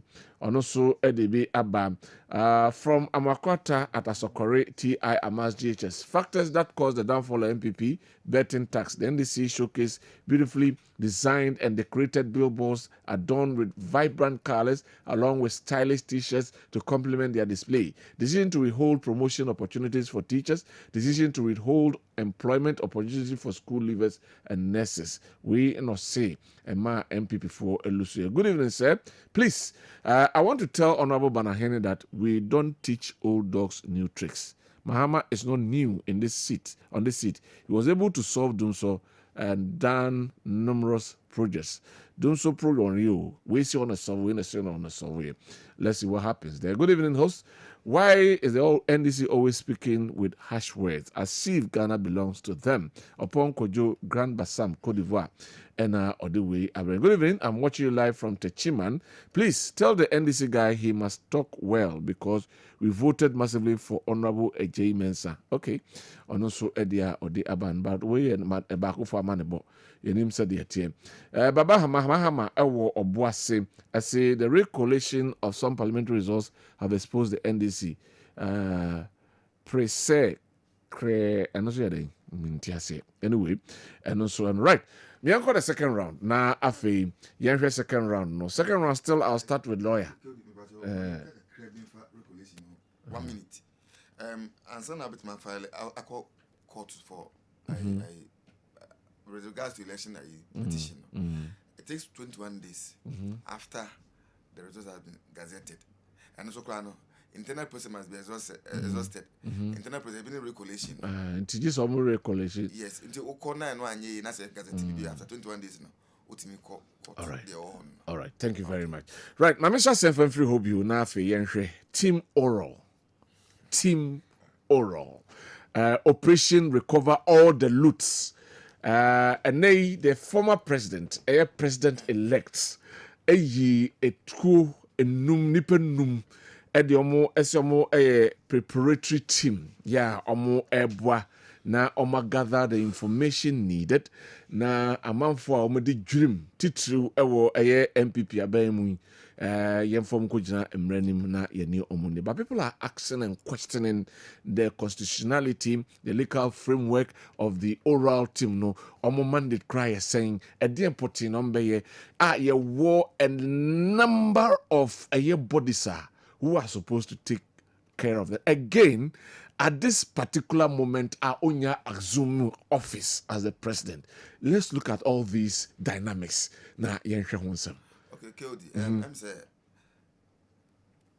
President-elect, former President Mahama, I'm say also proactive in the fight against corruption. Okay. And then I be a young swearing amount for I told the aura Operation Recover All Loots. I think being proactive is very good, but in this instance, I think what is the mandate of that oral? Yes, among other information. Okay. In Ghana, we have several state agencies. Yoku, then Sekra and people for about the OSP have account. NIB or CID4 or Bebre. And the other thing will be a constitution in my own say, what are they going to do? Is it a fact? And then let me remind you, sir, they are operating on free bono, friends saying pro bono. Pro bono. Pro bono. It's supposed to be a must because constitution in my own could be sir. Okay. Because every board be a bear on my movie a constitution in my own consent, yes, I did. Want to find penny BB and the president can Atiniku, not so bad. I want to inform man is coming for yes, I didn't. A president Koshia Canadian ambassador. Sasimo ba catch so enye kubia president Nankasa president elect Nankasa no masam enye kubia but they are fact finding they are going to gather information say be out on the hotline be aba but my friend who nipa na be friend say and also many information be bro national service for the akwakotom host of others so omanya ni na and before munyina ye oba I say whistle blowing at there almost nipa ko had information be back no hotline na the abano we identify will be concealed be a hunipa say as much as of bentin and because same way and I think say fact finding there then there's no way say the man is get you moka it is say na mbeka say pro bono no I don't think say commit my kind of bia All right. but I think say almost ask question wakakra after I'm about finding information I want to say we the car now we can I say we this car now say but as looking at their posture it's like say didn't we is Martin Pebu befa Cecilia Rapa na we afa we na I mean and I'm for na conjecture. Especially now say if that's anything to go by, right? Then I think say if they are coming to find facts and give to the appropriate institution to work on, then fine. But say looking at that push and I say witch hunting, victimization, bees, and no, then we should President let's say witch hunting and victimization. Any waka, but I'm just say looking at any waka, but the actions, actions, saying their words, actions, no. Because I said the Nipan action is why so be a US car, Ghana in a corruption, affect you be a. So Ubia Bonia, why not? The laws in this country must be Ghana country of fantastic laws. Be anyone Ghana any home run. And so be I say didn't Kujina court. Names and Nipan was a fact I'm often after gathering all the facts. It's almost a tell you but look at the posture outside, it's like guilty. They have score to settle somebody. I said, guilty until proving innocent. Proving I'm Sintiasi. As a good for you are guilty until you go and prove yourself so innocent. You understand? Okay. And you know, Munye or Mojuman said the Umpers or Muye. Because any Empire Kabia Roman there, then fine. That is where I was going to look at. No, are the parliament rising without the appropriation bill? So I did trust some of it. Okay. Until say Omba Somba Bay or Mojumana say Jumana Omba and say Bebo mine now. One of the more money because Ghana Henska okay no ma as a man paying ye. And another senior kind. Hospitals are general so be complete about Sheshe, about baby and cook on free in the fan baby I'm of Fabokina Diano and confirm nobody knows what I say. Until everything Nana come for Sonyeska baby their best and money. What I say, it's almost uncle fat, almost can come as I could, or a form of family, or my Juma, our bread man, or man and man more. And I think that is a step in the right direction. All right. And I friends say, Parliament rising without Parliament rising in Ubisamia, me who say the fare by free. Yeah, speaker, Honorable Abam Bagbin. Because if you say, MPs being Koba and Senokas will declare some seats be vacant, which is not is for him to declare. And the Kofa say, and this is for no so far. Sa I parliament now. Dingina na kuti abano in some way because that's my government business was stifled. A bas na kuti omunti. I don't know whether it's payback time or whatever. And before Zaka say yes, so yanko declare. Send a next 3 months. I say you Ghana for no high. Yes. Hona meba. Nti basa so a isi de be assume you no ko a asase no ene bre. Ti du ba bia ana too much politics no. I say the two baby. Na say jitum say de na de boa o mine dia and they be anya say de boa o mine no. Because politics is bad dia. Mpa no mudi Ghana anim no. Omo no mami yo. NPP and this for more you mo no mo ko parliament. Obi animu a e kom de no. Omo na obi asike no honda da. We see generalization.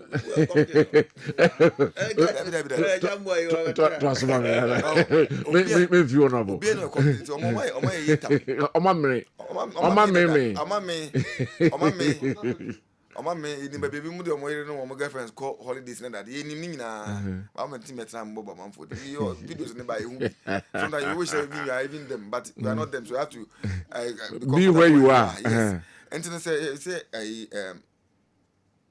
the important make them no your friends a rising of the speaker there no say yeah ebeboa o man Ghana na sometimes no over politicization of issues in Ghana no and why ye na tin pon say ye o man ni o man ye ni ye ni say e kwa be na say be o man ni so what I say yes let's put Ghana first if I can say that let's put Ghana first now obi a person score political points the least opportunity to be a person score political points and so why because score out the day o score political points na o the day so that say o the ba be boa o man no na the all year no ye so obi so ye bitiawa e be o de because o huma yenko parliament yen start for government business nen kunti aba ne ento aba ne win okay aye ye de ato aba ya win now the outgoing government also small leeway also bit my pay back. Is it time for payback? Is it necessary? Is it going to inure to the benefit of the ordinary Ghanaian? That's why we have to look at for politicization of issues, because parliament and yajuma or man bibian koso because loans Ghana loans ya na de bibia or one almost sign and krata. A lot of government business are done in parliament. And say so when I say yen is an parliament and then speaker used to do to me menko but too quiet when we saw ba yenko mini budget. In the next 3 months the entire government workers car. Why not? And never affected outgoing, never affected incoming. Who will lose? Say in 3 months, government workers in 2 back for 3 months. Next 2025 now. Who will lose? And no more winning no my see a dream. Say about small money there. Yen means I know my one year, Sanomoney, Nani, Sanomoney for not politics. Oh, my, you're from Bakumadi. Nina, I am your name for more man. Because I don't know, party be no about Shabas and Ban, but Chigana for come, maybe Kungana from BC. I Ghana for better about man. Thank you very much. Frank, Mamma Hona Fienre, Yakatuna Boom, or round on a parliament. I don't even pick a crowd. Or China, are they, Frank? Comment to be a pastor and confirm be a codibo can so I don't know whether he has the full facts. Oh no. Okay. I need to make us a game so every that is on the lighter note. That is on the lighter note. Minya KOD. Say your oral team no say omo and investigate and as omo fact finding numerous SEC or my in the couple of years ago NPP administration and now in due time, she take you over to me prosecute 2 people. Yeah, I don't think it's a step in the wrong direction. It's a step in the right direction. You're my way. You who say, Tiwa Dankwa, whatever, now they say, or you go be one. Or the catcher and say, and Koran 3, Mabawa me and some more or Takra than you who and finally, Denny who ye, and Korana young who woman is all young and friend of Jumum. Rather, you'd not question baby, must say, or some quite there. So I say, these are the inefficiencies. War system nimu no ntino ye pese ye nya clear evidence e wo enuma esisi ye nti ye de court na ye wo evidence ye kwa say ni see ye no ntino e wo se nipa ne prosecute no odi bi mu a onko ne ba bi odi fo a aban anyi ne sika free ne ho ana se yemfa no ntwere aban kokom na onye dwumade ne eto so bio ye maame abenada pa asem ye kodi hiraje fo we nkomra ne de sika ma no Ghana ha ye monso $1 $5 na bonso sabi obi nua ba ma wu a obetuma ka se sika agudi dem worth over $1 million no ye ne nua ba ma ensampo de e nego ne dem so what I say ye $1 and Ghana ye need dollars I'm for dollar account for Ghana. Yes, of course, but then ye $1 into reason on my say ni nua ba ma bia ye enso abode ene ye de begu ni dem no it's neither he's a non-starter. Yes, it's a non-starter. Okay. So what you say eno na nche ye nua be ma OSP ageni mboatin one ageni mboatin bi MPP or so hobi ye freezing account at the end of the day you go who say account no your own freeze account or go is can free. So these are the lapses in these bodies and mean your way can say your several bodies and kebet me den ahwe ama achichi sa na say ye disika according to afamu de any framework bia nti mo ye nya na kokora say bodies ya na behwe ho asema when we duly take over na say prosecute we have our evidence, we have our facts, and when we go there we are going to present our facts and evidence. So what and the facts no lie at all. Okay. Na fi no nipa na so kwotwera banku kuma no akwotwere no de sika no man ne de bo man no ho bra ne de bo man no ho bra enti ora na aba no sabi anya witch hunting. So what I say if you begin to be a witch I na be hunting so when you witch dey na tina ba bi so sika do wafo mafa o man sika no wafo mafa fa sika mayen ne fa mo man no ho bra no period ye no obi ani sem ka tintin bia so ho na ye nya obi aso nya obi atamfo ye nyina o man ba ko ne yatim e Ghana omanyo ni nyina yete minu lawyer ti hase yin minu ano no yewie ne ye fa kire ho ya fa kire ho so what ya se fufu bi ho ha ne nyina agodibi but so fomfo aban sika na semra ne to chene dia emra no ne bedi as simple as that enti ko no ayi abanum ko no yate no sabi enye obi hu nti ne ate ko no ya modin say nipa so nti ene ate sa ko no na mmomudi mo ho say emre mfie nwotwe etwa mu no sabi aban sika bi afoma bedi wo ho na se e wo se wo de man na mfa maye dia ene emra ne bedi wachi Any the point yate change of government and this animal way, but most of the time, na President Kofoba or Solomon, what you come a pepratum, your papa Chachikata, Eco Demo, your bonus of war, Abudapi, and so demo. And Tino, we are by no Sabi Yeme San will be a, Yanin San will be a Ghana Sikana period. Okay, because Sika Bosia about Win Semno, and young Hoodman Wayano. All right, and a Yatitibi, Okukuru $58 million, American dollars, Ecosi National Cathedral, and the cathedral never hang. Adanya manane da ho enti obi biara say sika ne biakodi no ho bia no fa man sika ma no na yem fa mo man no ho bra as simple as that ye do obi ani asem ye Kwalugu dam e wo north ye mampani be di akire begina media so ka kire say o makoye dam no period na ma bibia to atwa and e ko ho blog kra bi na ho enti ba bia say sika no fa ye bia de be di akire ne ehu ba bia fa ye eno na nchan sky train Electoral vice president ka kire so ba me sky train Omanya even land train krabinim ubo sky train e wo hen na de na wo de begu wiemu na sabi sky train be fa so do yan hu yan fa ni kura hu na enti sasika ni na ye de ni be di akire ora no will go back to transcend to other era na MPP administration 8 years over the last 8 years administration you know sika bosia musaka ye encontra 8 years no oh say ye time no say ye fun fa ya enka mo ba ye enka mo be chi atom ana meboa mo de buga pele kotom say bi o ye de dwuma de bi hye ne nsa wo no fo so nko ye hatchery betimi a hatch confirm want to me anya nti no sabi say o de o ye friend say o serve the term nti mo de mo ba ye no sika abedi mo nsam no mo ho akonta nkire yen say maslo ko so man ye ho so man 10 years o sabi o abonone oba be serve the term and until over the last 8 years, Sika abedi musamono. Jumadi amudidi yan munchire yen. So ye papa napo. Ye Ameri power any car power. Ye were John Dramani Mahama this generators, power generators if we take ye bano. E cost $5 good million. Or the free takra de e back mashi angoma so hasi. E cost $35 million. Obechirim.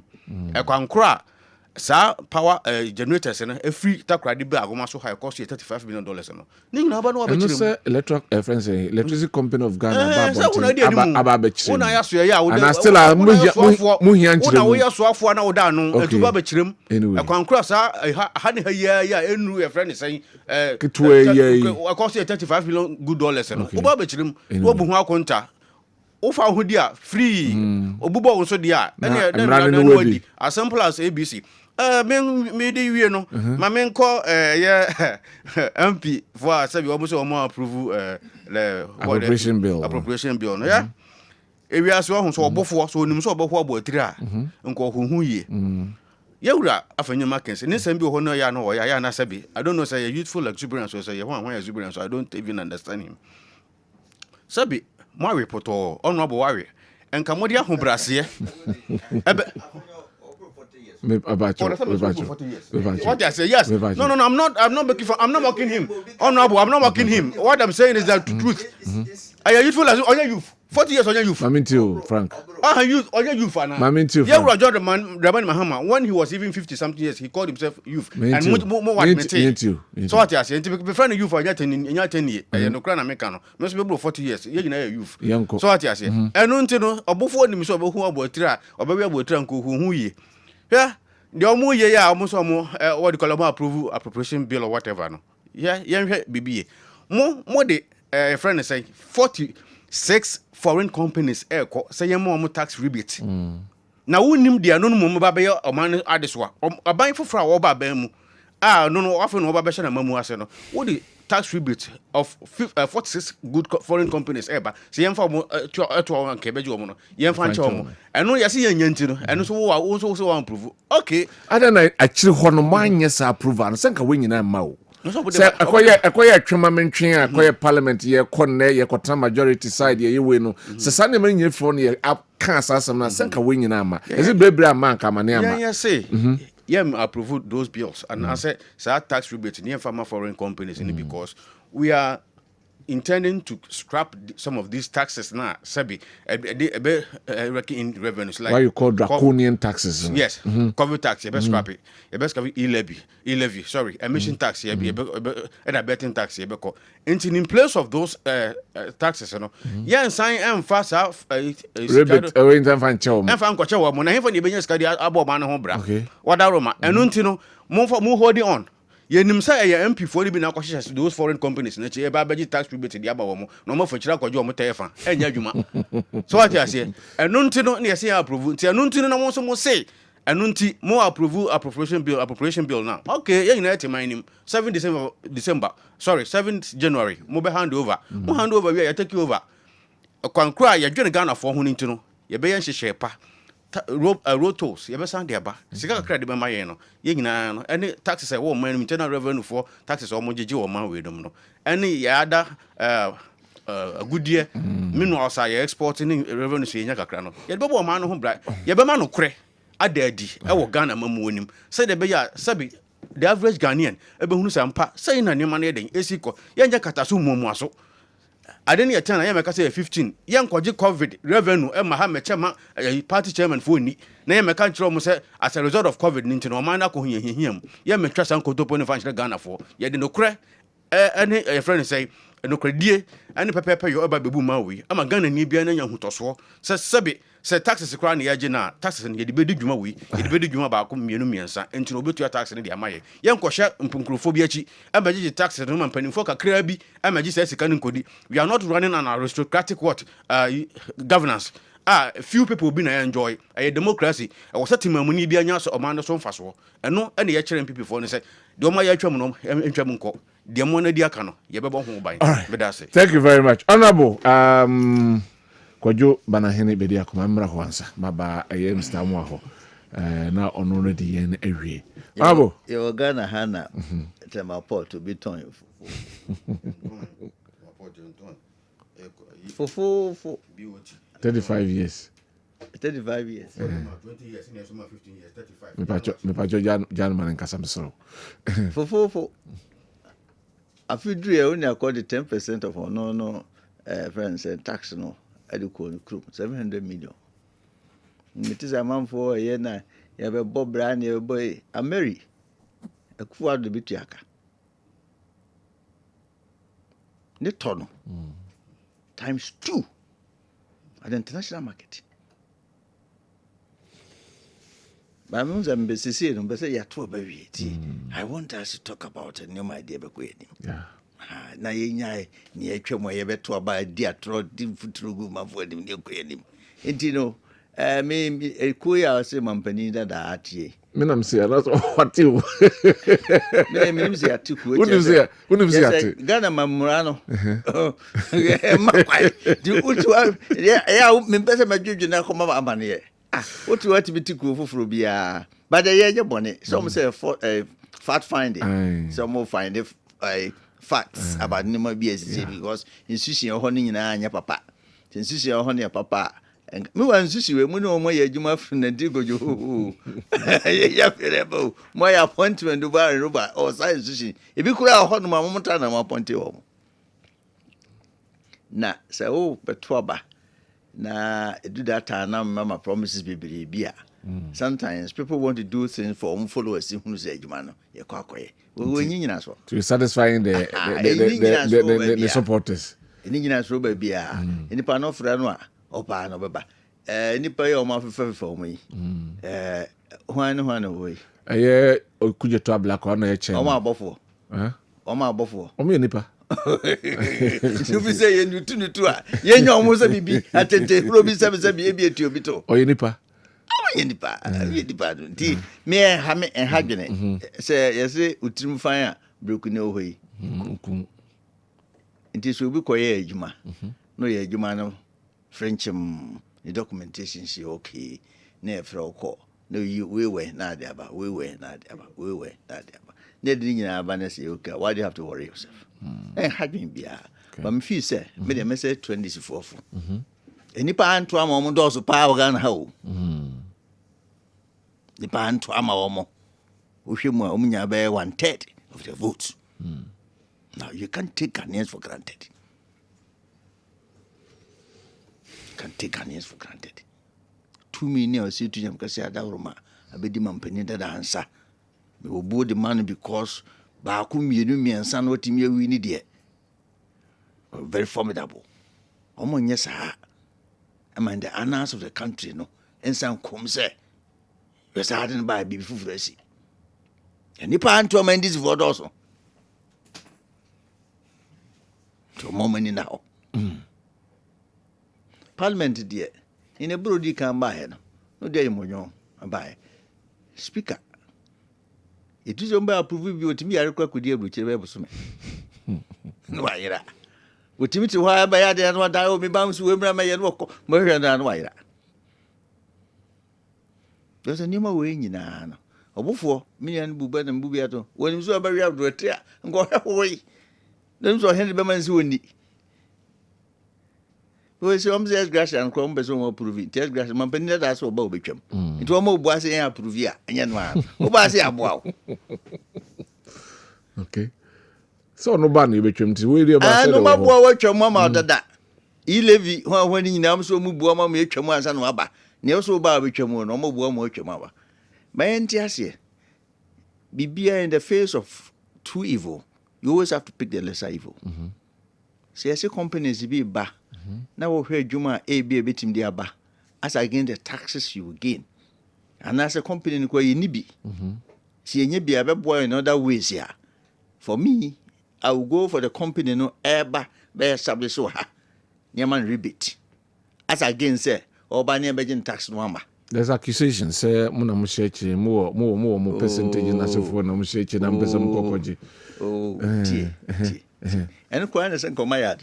So much me lobby the company say. Why do people have to look at the negative as against the positive? Company ni buy them fast run the Babreman Bruno and the Ghana mine. When you say 250 million be a no wha, Neka Quine Cajon, a my fork, a Mranti and Baba where you my cajon. And no cajon, Nabambabi. Yes, me 2 months a dear Munya majority, we a majority, yeah, and as a last minute. Says Cano, a month to me and prove and find no my son the year. Then they be and this for train, number the bar, the Manimuya. Missy Bio, minim, and the Abada down. Okay. And the crew will say, Ghana be Ghana, I can say. I should you can say a part and this voice will. And you pay tomorrow money 1/3 with the population. So more money and all. No, the Ghana for the agro. Ghana for who? Ghana for who? Enti edu ho no ma wonya tumi no a ne amanfo a approve no mo majority no ho absolute majority ne amanfo a approve no o ba asem a approve na mo da ye adwuma pesa mo da adwuma if you say cuz I no we say nkeni kwan say nkesi it have been done somewhere October. You can do sabri kura. Can you kwan say dru ha and here my parliament and there must be a indefinite mo odin bia nam de friend Senadine. You can't have TV that. Canada's new message. And your message was hang parliament near the idea. Now, Wabamu, now opposition member, and the speaker of parliament. Opposition member, no member of parliament, do because to me, president, no, it will be as a man. And your message Ghana within the past 4 years. And the minister say, young found BBO. Among for my to make a cranian and say, and near Timudemo. Any pan twaba, amen, this no. Only 2/3 of the population. 2/3. Nobody should take Ghanaians for granted. Intimidate and feel say 2 million number be do on 7th January, 12 and more, new my so much, Nedeboa Ghana. Among yet. If you zo to na manfo huna de cha no pa uniform sa bere die ye nyi say Ghana for na ntro ne ade ni say ye ni nyina ne enko yenim if you say o man to aba no it to test of the population Ubo mon kai na to aba Ubo mon kai me kai nyina se ne na no na manfo ye ya if you ngotwe yɛ ti fie a nim sɛ amanfo bɛkɔ akɔto kɔ obi ka kyerɛ sɛ mentɔ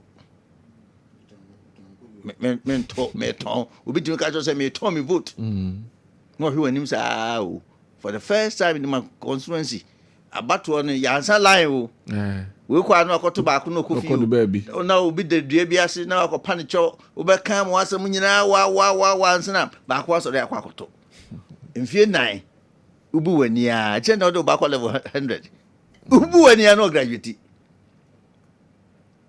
They shouldn't tempt Ghanaians. Oh dear, Omoa na aye. October ni asi approve ya day. Sa no kwa na mfi sa mo nyɛ no a. Kan ka meti ma hwehwe. Wo se yase yi bi firi mu ni aye bi. Ba mo se ni nyina ye nyɛ. Meeting so nya nkwa na aye meeting o. Mo ye meeting wi a se na ye nkrofo bi etitu ama obi kokoto ma speaker no. Sa na mo so ye meeting wi a ne unta mo ye meeting. Obi so beteto. Ya nwere Ghana ho. Ya ko ye nim no. Ya nwere Ghana ho. E ba se ya nkyire ma omo ba no. E na mefi se mpanifo ntutu ye ho ye fofo. Na ye hunu se Ghana no. Ne wo so wo kwa akwachi obi kura no na ya damfo. Asem ya wo betena bontin na ba se no makansa. Woni ne ya damfo se kura no kakra be din botu woni ne di ye. Ye mo me we si Ghana fo sika nsusu ho. Men nsusu ne nya adwuma. Wo pese bia ne oda ho no, oda nsusu ne bia wo mpe no. Na adwuma no ntimi nye ne na mamra e ma kwan se sesa no fa ne obetima ye adwuma no bra ye bibi saa na nkoya de ya nkoduru baabi anfa bi duru baabi no na papa also ye na ho akoye hi ho ye Ghana for here sometimes they will not comment on it. They'll keep quiet and show you where the power lies. Say I knew my boss so some mba ba ye na mo hyase anwene ho hyase na mo ko chichi ni kokopani nyina no bibia ni ho mo ko hu. All right. And then second order, they should look for what and how they're going to do it. They do business, but the Baba can one. They are Baba can. My Obia and I didn't say, and the way make a chin of the Onusi kind of the baby mine. And I can one man, and then I'll watch it, the baby my dear. You should have come. For coin our Bakako, no 3 years. They say, be an club 1 year who told 9 years, 100 year. Yeah, can't say the one sky train near that. Scabbard will be the call home. At the end of Kusi, because sometimes you budget for a thing. So your resources now, you can't do it. But you tune foot so Ghana for any funny pub home. Not a month for a yet. Intimidate Kakra Mecano. I say cathedral near home when in. On the Quack of him, was a Dakatu who knew. Because no man might have done things the way it's supposed to have been done. And yet, no, Busiano, na de Baba teacher mine. Copesica, conclave first over raise revenue. That you may way baby, one teacher for a car, woman number no soro, one tia nurse for a car, numbers no soro. A human wine yet first manta. Thank you very much. Remember, Mr. Amahona Feminti on also and Sana Yabera Papa. Yes. You say, yeah, any on my cake in your honor. A yin I have been on mine now. Now, sir, Urano. I do a quam a say. Omo everything I abuan say it be biomonium how to probably do proper investigation. Okay. And from there on after elections, after inaugurations, so they had an authority. They have the 2 tests there. Everybody mama I change certain constitutional we are build a very solid be a corruption sacra. Wait me pursue corrupt practice of course my receive. So because so to have a corruptions are what prosecutorial authority a boa ama on what manage me. Because a situation where you do all the investigation, they be at the aqua to the general. So you're interested there over Barton J. So now my dear you in an eye. There's set Nipano or no yet investigation in our as so in your power no to prosecute. So be obey or no be obey autonomous on order. Yes, what then? So, and these things will come when the some of the constitutional provisions in the system. And beauty say, idea there's no more here because Ghana about a deal in your power corruption. See, it me to corruption, I see, about 50% grab. By his card be home, but turn on meeting behind him. Then they can say, a kaidi. Then I'm a cassette. For the international community, beating the BHA. Providers who say we are not corrupt and we don't seem to be corrupt. If you want me a red zone meet matches can be. If it my community, a coway doors with fires. And so, Mufeminche. Now, so Mufena say, oh, by no, you shall see our way or fight corruption vigorously. Now, was one far whom she, Nipa Mudanos, Umo ya almost so hotia. But I mean, so meet me to can be a charm, Harry. Let me, I think I maintain the value of our currency. The Omoya no dear, me to me is perfect. All right. Except say any strength be from the constitution. By in the next be 3 weeks. 3 weeks grind na ebia. Sadia no e ho no na almost santi. Ade Omoya ne. Nemo amasha say bibi says animal. Yes, a boy. Because there are so many things here. Ometima asesa e party. Alan can be proposed to be about the second chamber. So second chamber no bar a bit may independent constitutional bodies. Say na yes a by president na you more honor. It is a second chamber no say ya build ya no so very independent on itself. And no more and sawum dey is agrofoya. Umamba yo modwuma. They are not doing at the pleasure of the president. You also bet me aboa am manage to akudeni. You have to look at all those things. And then when we come to second one, right there. Second one, Parliament, no. Appropriation bill. You know, saying, we just say, who was supposed to who was supposed to bring in the appropriation bill? The majority was supposed to lay the bill. The lay bill. Now, finance minister, the you want to say? So they prepare. And that's what fine. Now, who finance minister? Where you President. President, yeah. And he said, President in Kai being children or ma. Now the president can't just mra. Won't mean can so and if you have any a year, as he hold the president responsible, say, at then ma or minister no emma. I'm president member. Because the next word is what him get in Panzano.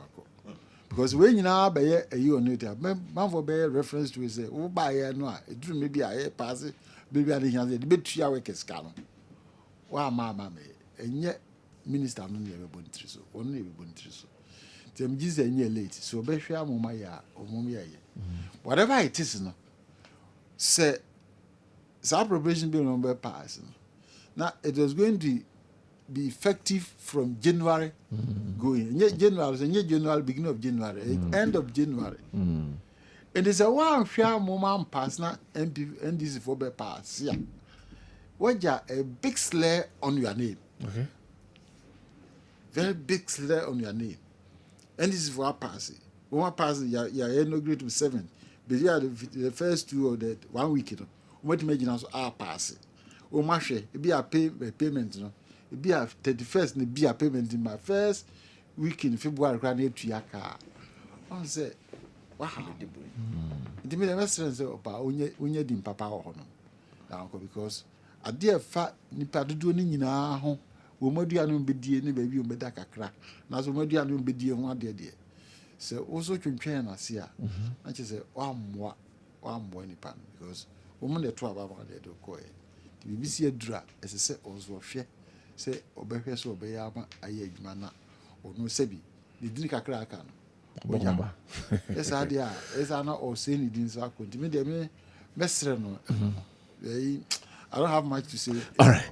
Eba na afe ya be rapport ba men kai messages nkakra na aba no na afe ya ba na ya be rapport po hanom. Good evening, Mr. Host. The MPP will bounce back. One thing that let us down is money for jobs. Greetings to university mate. Okay, yeah, that's Odia Ode Abre ne anopewan for Odi ama die but wabre message into yakin ama. Good evening, Mr. Host. The AC chairperson and President Akufo-Addo seem not to be interested in the peace of the nation, but I can assure them that the will of the people will definitely prevail from say yes, Bokrum. All right, say yes, yeah, that's it. The recollected results and later declaration for the MPP is politically motivated from Blankson Ejra. So, do your panelists mean what your point means by because MPP NDC won, they should be cheated. Okay, so if the MPP NDC won, that means they should be cheated. Okay, as my can know. David Diadaso, tell the MPP man that they don't refuse votes, and not only MPPs. Okay, those who do not vote are not only MPP supporters. That's what he wants to say. As MPP rep said, my son is about to go to university, so I'm waiting to enjoy the free first year. Dear Tepa. Ena Oduwe Abre Ene Enyumrei. This is Hano Poku Dabai Kumasi. Please tell the NDC man enough is enough. We only have one Ghana. Okay, Hana Eda say. Also dear Odiabre Kuya Sewa Ewa Krokare. So good evening, sir. Please, can you kindly explain what collation and recollation mean in Twi? Because I've realized there is a misconception about it, and some NDC people think the AC has made a mistake somewhere. Eka collation, a pink sheets na ababa no, ena yekika boom. Yeka recollation, not just say the amkika boom no, baby atochima, and Jomo sa kwa kika boom biu. Sanechere. Inti nyasi yako kind ballot no biu, and yes, sanechere. All right, please tell the NDC man to respect Ghanaians and stop the arrogant talk. Oh, yeah, sure, sir. Wakasa arrogantly. I doubt. Good evening. I'm Osman from Tepa. What AC and the MPP are doing, it will turn against them tomorrow. Okay. Also, Edian. Good evening. Figures from the recollation suggest that the initial collation wasn't complete. The recollected figures look far higher than the initial figures. Don't Richardson are gonna Dini ya don't na. Okay, Ebiana typographical error. Good evening, host and your panelists. The MPP was misled by the NDC into focusing on their questionable tactics. If the Electoral Commission had been permitted to recount votes in several constituencies, the MPP could have secured more seats from Techiman. Also CFO Techiman. Anyway, and also Edian. Mr. George Free CFO and so EDB Abba Security. I want to know what the NDC will do if the Chief Justice, who will swear President-elect Dr. John Dramani Doctor, and decides not to swear him in based on their failure to respond to her summoning them to court. Oh, okay. Or someone mukoko say Chief Justice just one swearing in at the end of the lawyers know how be on the boy. Anyway, tell the NDC man in Techiman South in 2024, all the pink sheets were received, but in this instance, some pink sheets were not received. He's too rigid, even when your panelists laugh. He doesn't. Why? Oh, I know I think, sir, it is personal. We and Nana from Suhum and I do have it. Mr. Host, please tell NDC man to tell Mahama to complete the fisheries university for us, please, in the central region. Okay. On also, Mr. Odiaban. Good evening, Mr. Host. My name is Frank from Akim Kede. Please tell Mahama and his 5-member committee to start their work from Dr. Puni's case first. Mahama is not president until 7th January. You should advise the NDC. Okay, let me put it there. I hope we have to change our voting to digitalization, and it will help us a lot because during the MPP primaries, we tried it and it worked very well. If you vote one, you can't vote again. If you try to vote, it can go. So I think digitalization will solve this problem. From your Berger, Ewo Boise, and Oduwe Abren. Good evening, sir. Please let the MPP people know that we had voted them in and then voted them out for some reason. So they should not take Ghanaians for granted. Amantana from Wa Dobili and Oduwe Abren and Mintimin Kining in Mintiman Kama Fanchamin. The MPP government promised NAPCO personnel permanent job during 2020 election through career pathway, but deceived them. Again, government was also owing them 9 good months. He promised them to pay the allowance after uploading their monthly payment timesheets on their portals during this year's campaigns, but he refused to honor his promises. This issue also caused a great defeat to the NPP government. Philip Macro and Oduwe Abrain. The rest, I'm not sure. I can read to the Bibani and Kaya. Just forgive. Yama Obia Siman Mienu. Na onfa and wrap up. This time, Mami shall same free Mr. Moho.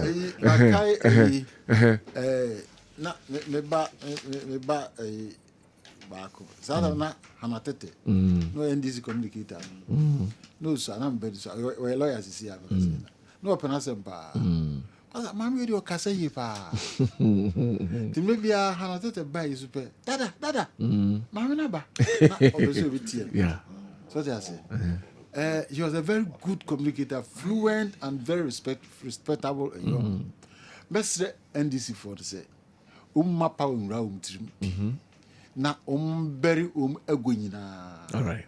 Na no manage your emotions. Okay. Number radios were communicating well to the people. Yes, sir, they have to come and talk on the people. So me and say about one for you must more. Okay. And find out the other section there. Take time. And now somebody like Nana Kumia. Nana Kumia so na me ba na pronounce ba. Okasayi. So Ekasayi say usikaza. And he was making a lot of Nyame adum say me ba no lawyer Zia. Okay. We been to a law. I see. Lawyer Zia. Now it is important say NDC for because baby always say hot true. To munya very careful. Na omo hwom ka say no mniema mtutu omniema yi pa. All right. But I see. Lawyer.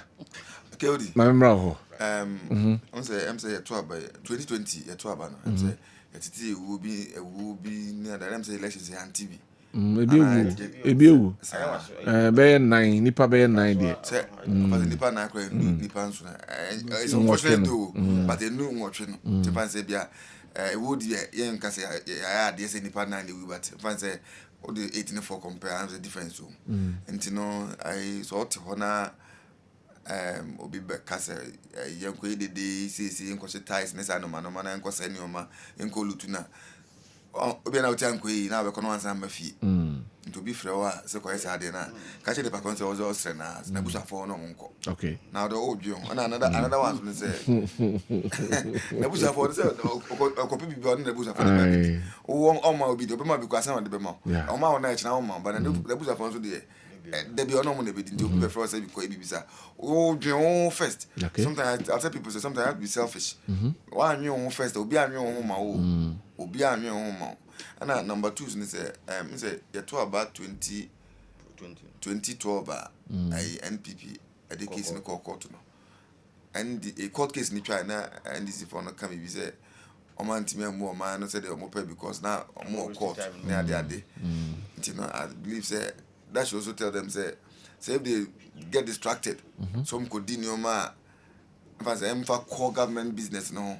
Say governance say Kopiska de babe we free university first year the akufa do year free say o ma catch obi aso mbeto aso skaramako o mu kope o mu kobusa kwa aban we fa so nyande nom da ba beto aso na so o mu kodidi I you are catching the wind ebedi ba ebedi no mo say 4 years no obo wani ya na say you can 4 years obako university first year 4 years I don't say onya ni wani bebo ni no na okon graduation te say o mo Ghana na ni epeni yi o mo nyi ni ma ye say na be Frank, I think I'll have to take this opportunity to duly say and communication submissions I'm here, and if I stepped on any toe, I think they should forgive me. Maybe I don't know whether say be an I trust and the first do trust and the church. Say Casanity will be a background fine me. On the other side, now I want to say among 2 million years I can. Said Papa kind of say Brasier and Lucredia and Pepeyo, Yafa Eddie Juma, because Yang Ghana has in a Sabi, Brasier idea a very key. So, person holding the button as on Juma, a very key, and Brasier, Pepeyo. And the messer say, any Samuel go said Papa kind of Biano, Yafa Pepeyo, Brasier Casade, and no crack, and for 2 million Juma. Okay. Now, maybe a channel. Sabi Ghana for gina be hu say sabi NDC for yen so no yen me de na e betum de pepepe yo ni tumi no o man ho bra mo man fa ntuma pafura on this note make us a 24-hour economy ba nkokon keten ya de ba na women's development bank ni ya de ba enti sabi yes me bro ba da ro na Ghana for gina anya roshire mu say mu nyina mo support yen because without their support no de be bia no nya de betum agina enti ya crave for everyone's support na ya de achiro man na grab. Right. Honorable Kwabena Owusu You have the final say.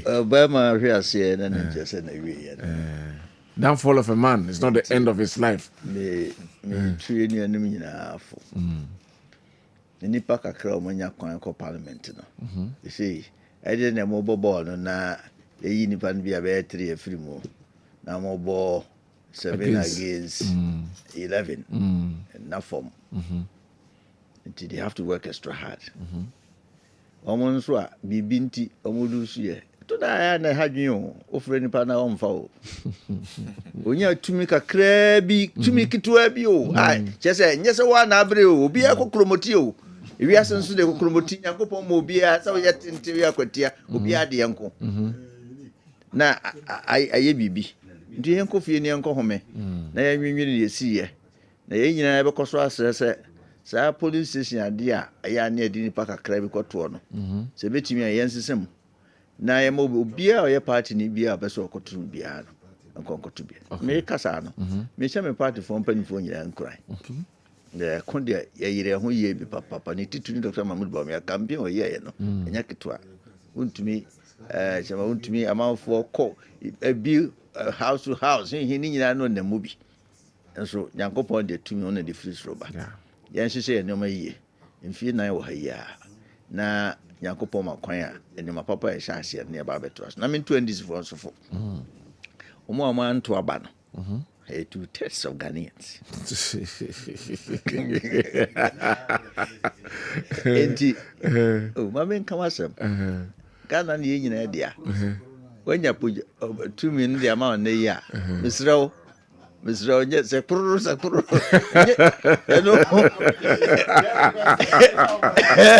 Enye no na kubu abai no. Ala bi too. Edi mesrawo. Awon fo ho odin time mpani dada achi. Ditu se base position no wa nya bia, o mse bia abre, nyem nyina na mbenya bie. Mo man pressure too much. Na kakro betimi aya no onye. We are president ya we dan ya mpani dada an be support o baabi. Ni oni contest be support o baabi. Enti wo mo wa bonten no mo adwene nyom so o mo ko. Dako bia na mo ntem. Uko pra wa bonten a, obra kwa. Opra hunu. Obra kwa. Ya to aba na wie. Ya adwene Ghana ho.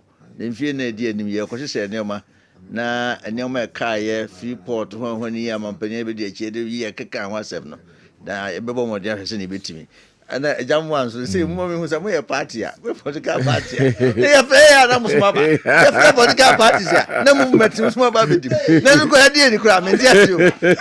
Thank you very much.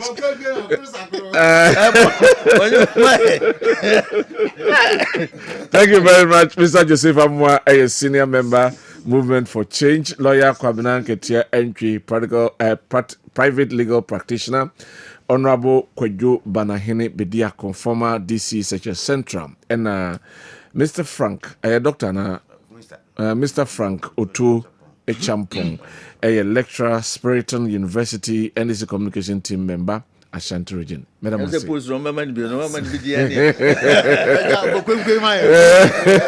Bidi ade Kwabena Owusu Dankwa betrem e ma lawyer Ohene Amankwaje ka se ekuya PC asare Bediako ena osise dwudi enyina ede emahe. Emepem obesan atiyenka. Yakramo ene enyumre. Bye bye.